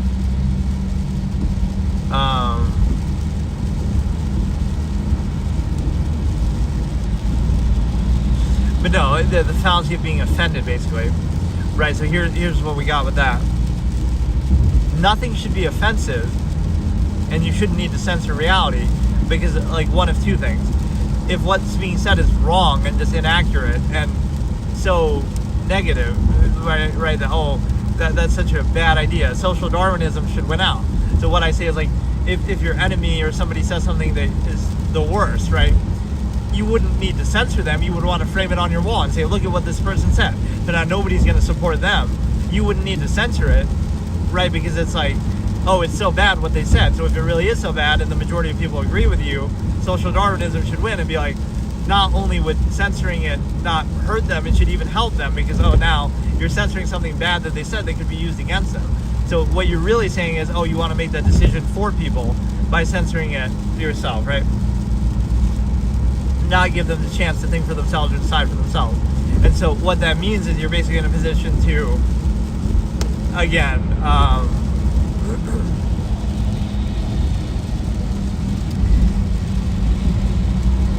if somebody says something bad in your opinion and you have faith that that opinion is shared by the majority of people and you believe in social Darwinism, not only would you not censor that person saying something bad or potentially supposedly offensive, you would frame it on your wall or, like, you know, put it up for all to see. That way people can see for themselves how bad that person is in your opinion, supposedly. The problem with that is, oh, they might not agree, but then you'll criticize them and say, oh, it's your fault that you don't agree, not anything else. So, but no, let's get back to the core point of the fallacy of being offended that I've talked about many times. This is what it means. It means that basically,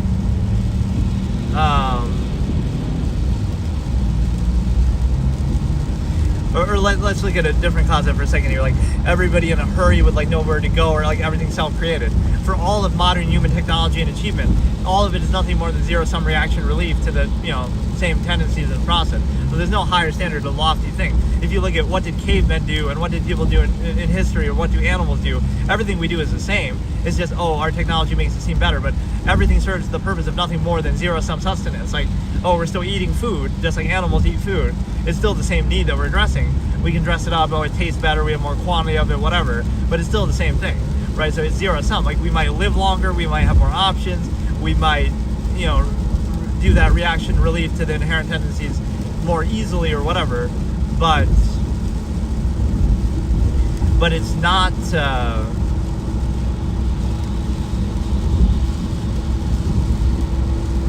right, it's not anything more than that. So if you were happy living out in a log cabin or living in the woods or something, if you were happy doing that, then what's the problem? Because, right, it would be like a consistency thing too. You wouldn't have as much cognitive dissonance because you don't have to do all this artifice to overextend a machination process. You would be consistent. Everything you do in your life would be, you would have nothing else to do but to do things directly concerned related to your survival. So you might be quite content with that because it would be much more consistent. It's kind of what I would say about dogmatic beliefs and so forth, that religion would be like that, where you might be more consistent if you live in a minimalistic way.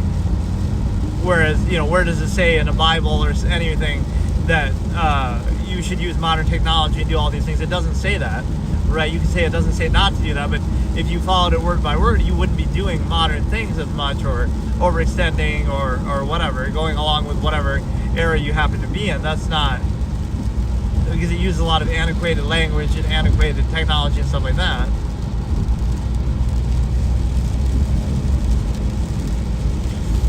Or that's where people get caught on like specifying the conflict. Like, we could debate the Bible was written like this, or it wasn't, or it's, get into the minutia of it, but it's kind of meaningless. Like, the overall larger process, you can kind of always talk around that.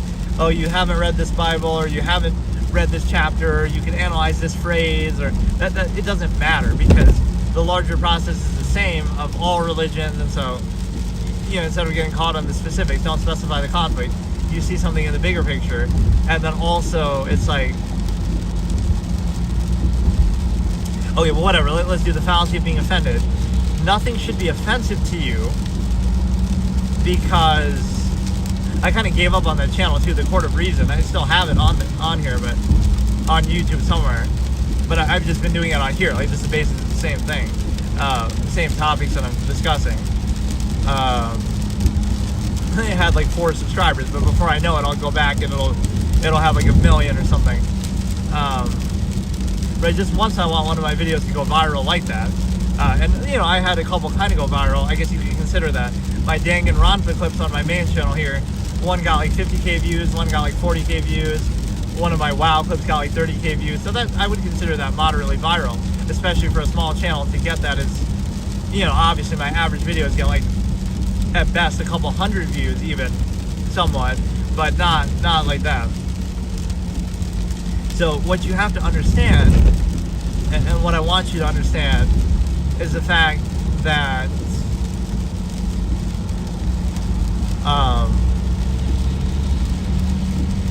this is a cute little town. I've been here a couple times. I like it. You won't be able to appreciate much in this weather, though. I mean, what is this, dude? Winter's finally over. It's not snowing anymore.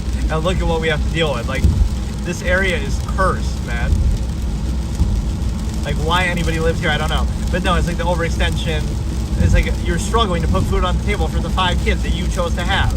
So why did you do it then? Maybe people don't think, and then they struggle and use that ex post facto justification to try to justify stuff. No self-actualizing from an inherent base state.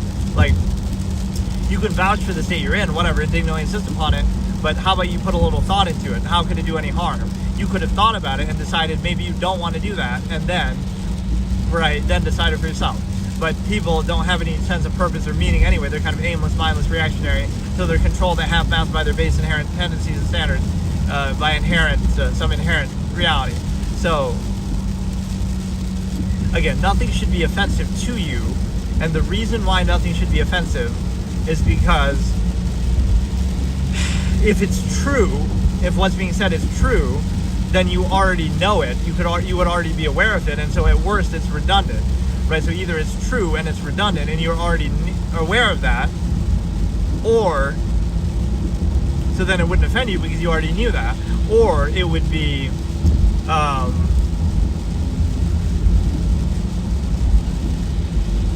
yeah, that's one thing I want to talk about too, but I kind of forgot. The fallacy of permission, of like the ego. Let me explain it. Like where things are taken as the ego, not that remove the need. Like oh, somebody's trying to show off, or somebody's trying to, really somebody who's simply smarter than other people or whatever. It'll seem like they're showing off, but they're really not. Right? Other people will take issue with it because they remove the need for the insistence that other people do, or something like that. Like a true value basis where they're not trying to appeal to social contrivance or ego. They're just purely about the true value process, not insisting upon it. Zero sum, it's not overextended, no basis to specify, right? Which is the flawed premise of society in the first place. So what you'd reject is that, like, there's no basis to specify something that's just inherent part of nature, but somehow that's done because then it relies on artifice and contest of contrivance, which you would reject or not play into and not reinforce. So what that means is basically it's projected like some ego thing, like, oh, somebody's being arrogant, but it's really just to the point and removing the need of something. You're not placing any, so it's kind of the opposite. There's no ego in it. Everything's just a zero-sum process. It doesn't matter. So let's just get it over with, and then we can possibly not revel in it or try to find false meaning in something half-assed, right? So let's get it over with, and then we can be free to do whatever else meaningless thing we might do, but at least then we can choose it instead of insisting upon a half-assed and finding false meaning in a half-assed placeholder, right? And then what it means too is like that placeholder would basically be it'd basically be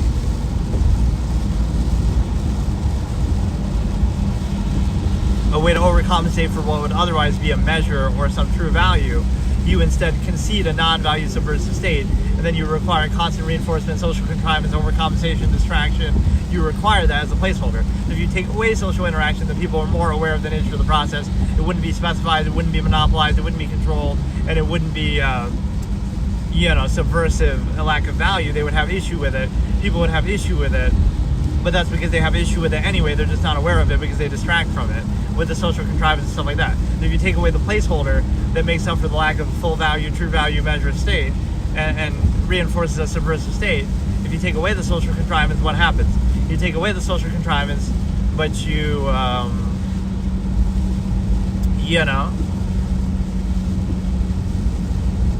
take away the social contrivance, and now the issue is, oh, this person didn't do adequate social contrivance. Not that the artificial contrivance state requires that, which is a flawed subversive process. Not that that it's the lowest common denominator, because there's really nothing to it, like, oh, fallacy, lack of ability, LCD, but you're just kind of placing undue emphasis on a specific thing, but right versus some objective standard or measure that you actually have. And so what that means is basically, by the same measure of process, it would be objective and free and variable versus undue emphasis on the self, right? Just ego, insistence, overcompensation, appeal to ego, controlling people through that. If you reject all that, remove the need, then you have a true full value basis. And the other aspect of it is the simple fact that it's just sort of insisting upon something versus removing the need. You insist upon it to try to overcompensate in your ego for what is otherwise a subversive half-assed process, instead of, okay, don't insist upon it, and now you'll be free to do other things. Not that those other things are even better, but you're just, you're not insisting upon something, you're treating it for what it is and then moving on. You can say no basis to specify, that would be kind of the point. Then it would just be the inherent process. But people try to associate it with themselves to try to control people through the ego, which is kind of arbitrary, and it's RBO protocol as well.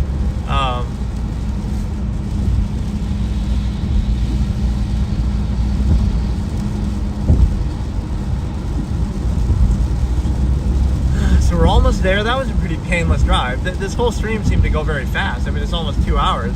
I haven't done one quite this long in a while. Or I did one like this for Hearthstone. Now it's saying 53 minutes. This thing is all over the fucking place. The battery. we're now at only 30%, but it's saying 50 minutes, 45 minutes. It just keeps changing. But, okay, the fallacy being offended, either something is true, in which case it's redundant and you already know it, or it's not true. It's not true, it's just made up, it's false, so then it shouldn't bother you anyway because it's just nonsense, right? Like an idea or a phrase or something people say an idea only deserves as much thought as was put into it. So if they didn't put any thought into it, they just say something random. Why would it offend you? They'll say, oh, you have a kangaroo neck, and it might be hyperbole, like maybe you have a long neck, but still, like, oh no, I don't have a kangaroo neck, I have a human neck, haha. So, like, why would you care, right? If it's something that's just false and totally nonsense, then why would you even give it any time of day or any attention? Or so either it's false, in which case don't give it any more thought than was put into it, or it's true, in which case you already knew it, so it doesn't matter, right? So why would you care?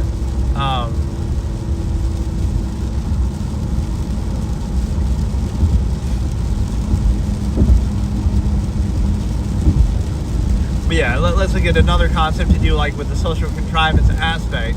That like it's a flawed, subversive process, non-standard, selective, dependent over standard pretense. It shows you the insecurity of contrivance that it requires outward assistance, but then it's somehow your fault for not overcompensating for it, not its fault for requiring that in the first place. A sound process, something that you're at peace with, in nature, inherent, etc., consistent, wouldn't require that kind of overcompensation. It would speak for itself. So it shouldn't require that constant social contrivance buffer that's artificial, that could be used to prop up anything arbitrarily, especially through collective herd mass mentality, like a trained, tame state. So that's what happens with it. And so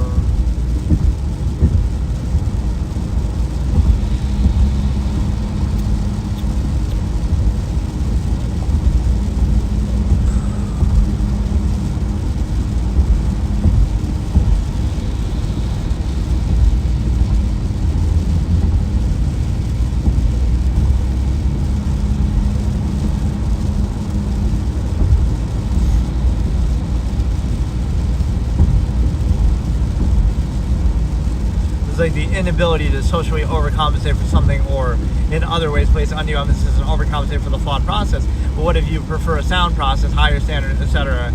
So then you remove the need. You don't have to overcompensate for it. You just have a sound process that doesn't require overcompensation. Or, you know, again, you're just revealing the nature of the process. So in other words, people acknowledge it's a flawed process, but only if you don't overcompensate for it, and then it's your fault, not the fault of the process. These are such scenic houses on the water that they'd be good for like a movie. I think of like scenes from a movie. I can't remember what one I'm thinking of, but those are nice. So we're getting some avant-garde shots, even though they're kind of in motion and not the best, but make like some sort of scrapbook of these moments in 720p, no less. Okay, I'm done. Let's just get there, order the stupid root beer float. Maybe I'll get some food just so I don't feel bad for whatever coming all the way. And then the battery will probably die. And then I'll be back in a little bit later with some Hearthstone action or something else. Some of the card games that I was talking about. I was mostly doing this to refresh my whole style of doing this because I haven't done like a long drive in a while, and I hadn't done I hadn't tested this battery, and it was kind of annoying me when I was using it in shorter sessions. So that one lasted a legitimate 2 or so hours. I mean, the stream itself has been 2 hours, and it still has some juice. So that's not too bad. Again, that might seem short, but it was on like an 80% charge too, so not quite 100. So I mean, 2 to 3 hours is what you're gonna get on the Starlink Mini from this Anker 737 battery. I prefer the Boeing 737 myself, but no, it's like references are funny because that also plays on the non-base of self preconceived element basis. I accidentally slipped into absolutist speak, but no, it's kind of like the ability to dumb things down. That's kind of the subversive nature of social contrivance. The ability to dumb things down to other people is somehow a skill, and if you lack the ability to do that, that's somehow like you lack the ability. Not that they're dumb and they lack the ability to understand a nuanced concept or think for themselves, or that they don't require social contrivance. No, it's not that fault of theirs. It's your fault for not adequately overcompensating for that flawed process, or providing them with the social contrivance reinforcement that they need. Like, absolutist comes with finality, or, let you see the nature of the process for yourself, or truth of it, or whatever. So it's a subversive state that requires constant reinforcement, which you might think is a good thing, but it's kind of the consequence of stimuli preservation, the overextension of mass number of people, and the, it's like subverting something, but it's sort of, in the end, there's no real meaning to it, because it's still a zero-sum process. So again, how can you assume somebody's intent, right? And the more people there are, the more you subvert it, right? That's the problem. You use human beings and the collective as a basis to say, oh, this is why you should subvert and sacrifice and be a good person and give things up. But you didn't create that number of people. If people could control themselves a little bit with their hedonistic tendencies, you might not have kids at all yourself, right? You might want to reset. You want to go to amalgam theory, village of 100, right? Minimalist basis. Therefore, everybody can be free. In the land of minimalism, every man is a king. One of my expressions. Like, you could have that world of less people where everybody has everything that they need or want, or like abundant resources, and you could have that as an option, potential. but people don't value human life, so they just pump them out like it's nothing. Everything mass-produced suffers in quality for it, including human life.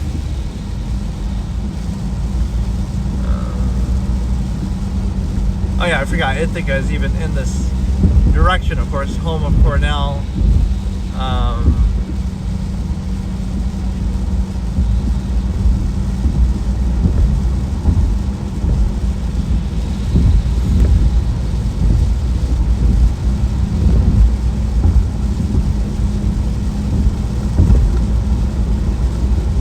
That's what I say, qualify it first, right?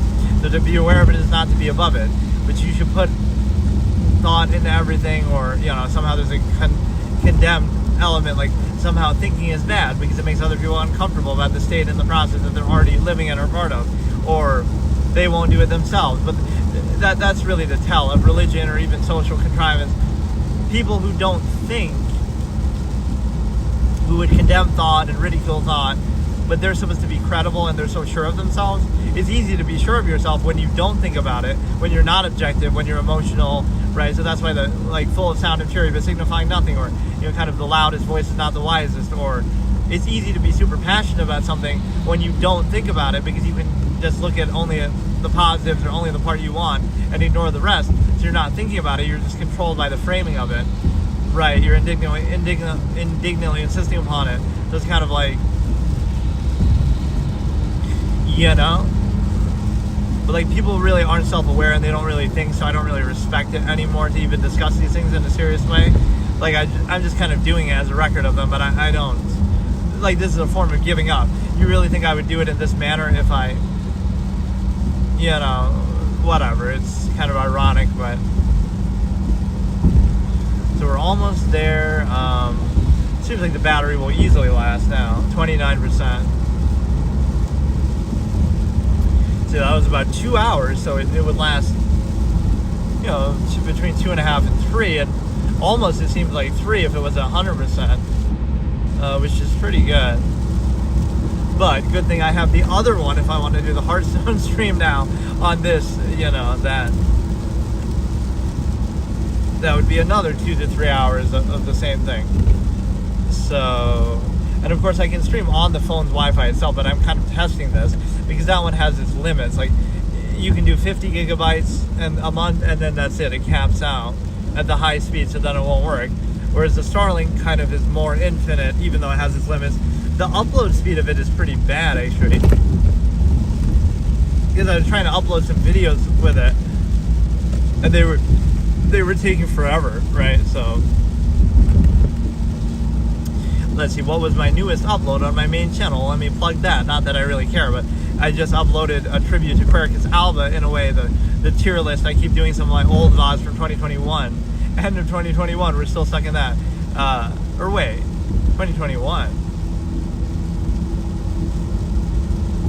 Yeah, they are, because yeah, that's when I came back. So I was doing some of those Phoenix Wright tier lists, so it's me ranking the villains from the Miles Edgeworth game, from the first investigation game, which is kind of cool because now they have the Ace Attorney Investigations collection, which of course is really important because otherwise you would have had to learn Japanese or use the fan translation thing of Miles Edgeworth 2, which is how I played it.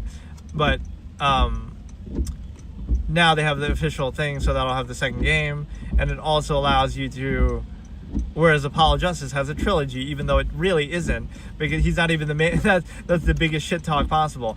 Apollo Justice is such a clown character that he's not even the main character in his own trilogy. Like Apollo Justice, which is all about Phoenix's past and stuff, so even though Apollo is the main character, Phoenix kind of overshadows him a lot in that story.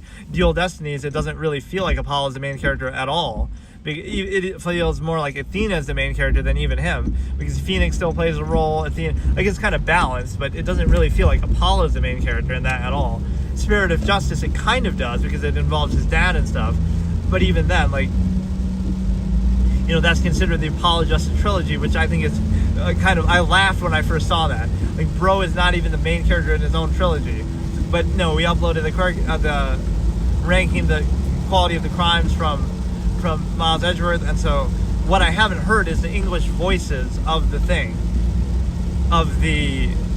because the fan-made voices were very good for Miles Edgeworth 2, the English fan dub thing, in the English translation. So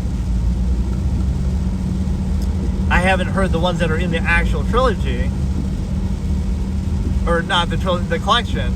So I would save that for a certain day where I get to hear those and like review them. So I should do that, and I should do a little thing where I clown Apollo Justice, just the Apollo Justice trilogy, basically.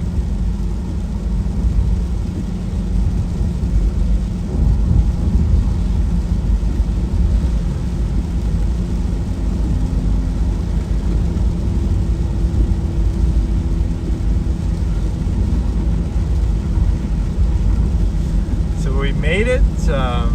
Only thing that would redeem this trip is if there was a Krispy Kreme or a Panda Express here, or something unique, right, to make it worthwhile. But A&W, I guess, is a bit less obscure than some of this.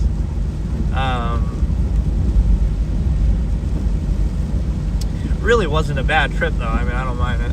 But now I should find something interesting here to look at and to show you, but there really just isn't anything. So here's the thing. I want to first stop for a minute. We have plenty of time on the thing. All I want to do is just kind of get the A&W and just show it to you. Like, I don't know, I'll just show it to the camera briefly, and then we'll take a break and we'll do Hearthstone or other card games. So I'll have to reset because whatever. I'll switch to screen capture and I'll use the other battery and stuff. So I'm trying to max this out. Like if I really, okay, I'm in an IRL full-time stream, and if I did it like this, I can do it. With the help of these batteries, I might have to get more, but the hardest part is like charging them in between there because it takes so long that I don't always have the best way of doing it. And like I said, if you try to do it too much in your car, it'll burn out, it'll run out.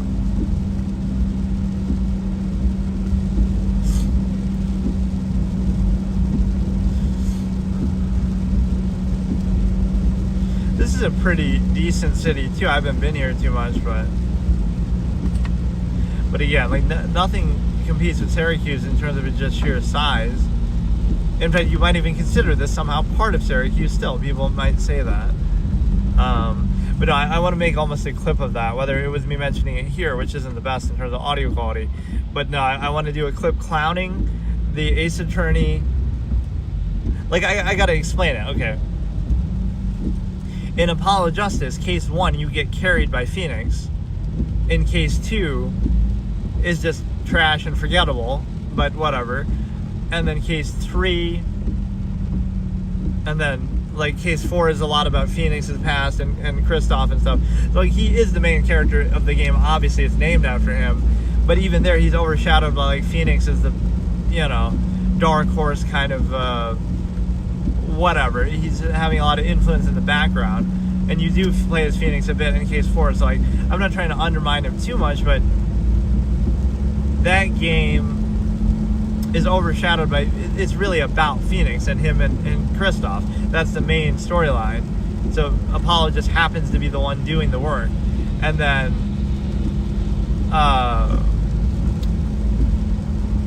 even Kristoff feels more major than that. Like, you know, he's your teacher, and he's Clavier's brother, right? So like Kristoff is the centerpiece, right? Apollo is just some random dude at a certain point. So that and Dual Destinies. Dual Destinies allows you to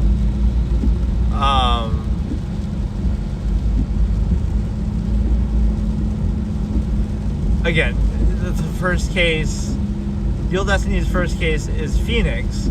Dual Destiny's second case is Apollo. Dual Destiny's third case is Athena. Dual Destiny's fourth case is kind of Apollo, but it's like so short and just a precursor to case 5. And then case 5 is basically Phoenix, and you're even going against Apollo a little bit there, right? So Apollo has one case in Dual Destinies that's actually his case. If you know, even if you count case 4. Whatever, and his influence in case 5, but in what way does that make him the main character of Dual Destinies? It doesn't. Right, Athena is the newcomer, so she almost seems to take a bit of a spotlight. And then again, Spirit of Justice, even though it's, you could say, named after him and like it deals with his dad and stuff, the first case is Phoenix, the second case is Apollo, but it has nothing to do with the main plot. The third case is Phoenix again. The fourth case is Athena, and also has nothing to do with the main plot. And then the fifth case is Apollo, kind of, but I forget, because like Phoenix is doing the investigation too, I thought. But then Apollo ends up being the one to actually do it. So, and Phoenix is your advisor. So again, in both of those games, I do like how much they balance it out. It's like in Dual Destinies, Apollo really only has one meaningful case that he's the lead in, and then Spirit of Justice, he has, I guess, two, right? The final case and the second case. But the first and third are Phoenix, and this fourth is Athena.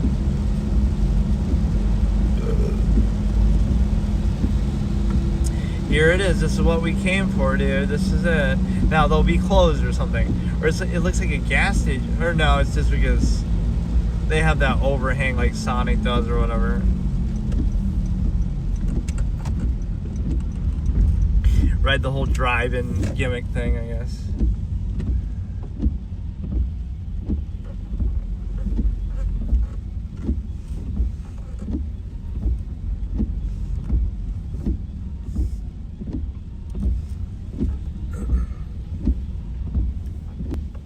Yeah, that and the Miles Edgeworth, I gotta react to the voice clips. Those are two fun things to do. Right, we can react to the voice clips and stuff. I don't know if it has a drive-through or what it is, but... Okay, let me make a note of those things, though, too, so I can do that later. The, Clown Apollo Justice trilogy is even what they called it. For being, like, you know...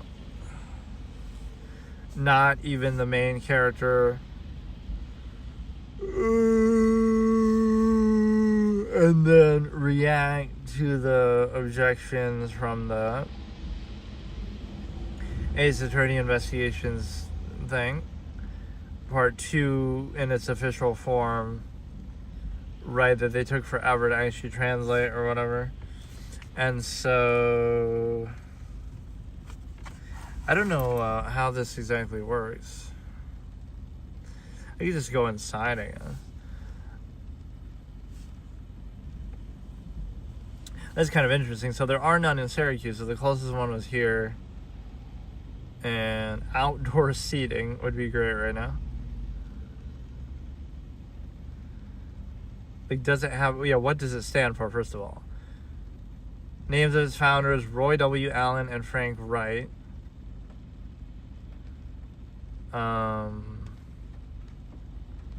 I guess I just don't get it.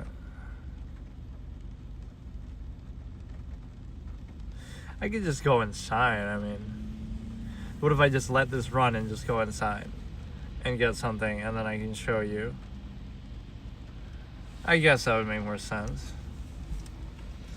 Let the battery drain, I guess.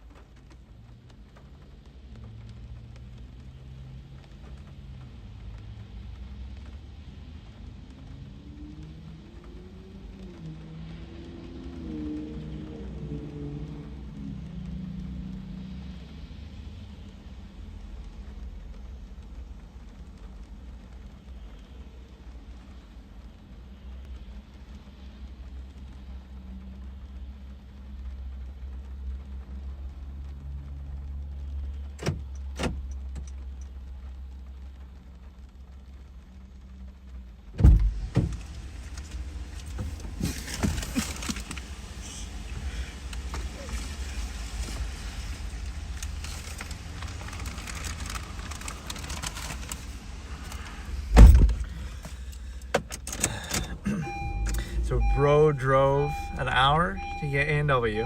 But let me say a few things about it. Okay. First of all, it doesn't seem entirely like fast food. Like they took a little bit to make it, but then I looked up and it is considered fast food anyway. This one only accepts cash. It says on the door, cash only, not no credit for whatever reason. And so now I'll show it to you in a second. I kind of want to get a thing where you can see it, but I feel awkward being parked here. Let me go across or something.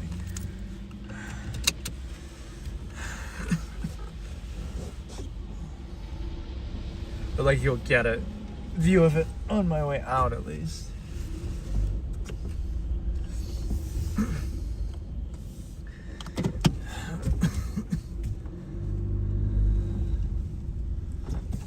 I don't know how good of a view you really get. See, that's why I feel awkward doing stuff like IRL that way. Like, I'm doing it, but I'm doing it myself. Or you know what, this might actually work, whatever this place is. What is this? Speaking of giving a tribute to closed places. No sign, no nothing. So maybe you'll get a view from the other side. This looks like a nice building, but there's just nothing here. It looks so perfectly uniformly made. Right, so the only A&W within a 40-mile radius of Syracuse, whether I assume northwest, east, whatever, too, because all American food. Bro mentioned the fact that there was a KFC A&W nearby him, you see, and that precipitated this trip that led to me coming all the way here for it. So the thing is that I don't know. But yeah, I'll just show it to you briefly and then we'll take a break and then we'll do the other thing.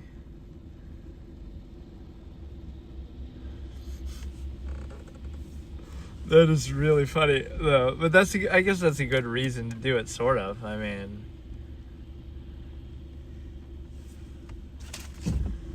I don't know how to explain it really.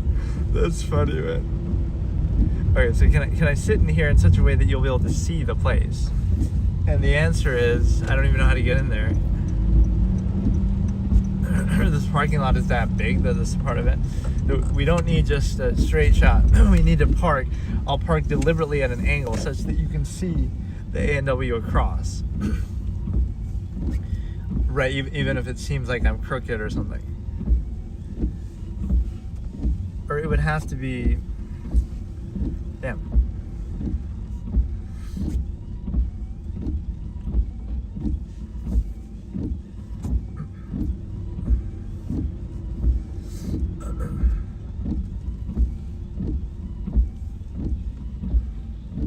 Maybe there's a part over there. I don't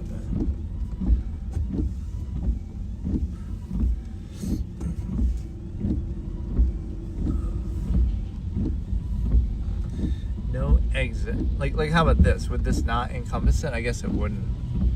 It's kind of lame. Even with the wide angle, it kind of maybe gets out of the corner there. Okay. I really can't tell whether you can see it or not. You see it out of the corner there, I think. Look at that wide angle lens. I can't see it myself looking out of my windshield directly. I have to kind of lean my head left. But somehow you can see it on the side there. That's so weird. Oh my god. This is a good use of it. Okay, let me show it since I came all this way. And then I'll end off and take a little break. And I did get some food too, even though I said I wouldn't. Here, we gotta show it. This is the classic, the root beer float. Oh shit, I'm hitting the top of the windshield. Right, this is what we did it all for. Incredible. Does it have like a receipt so I could show it? I feel like it doesn't actually, but whatever.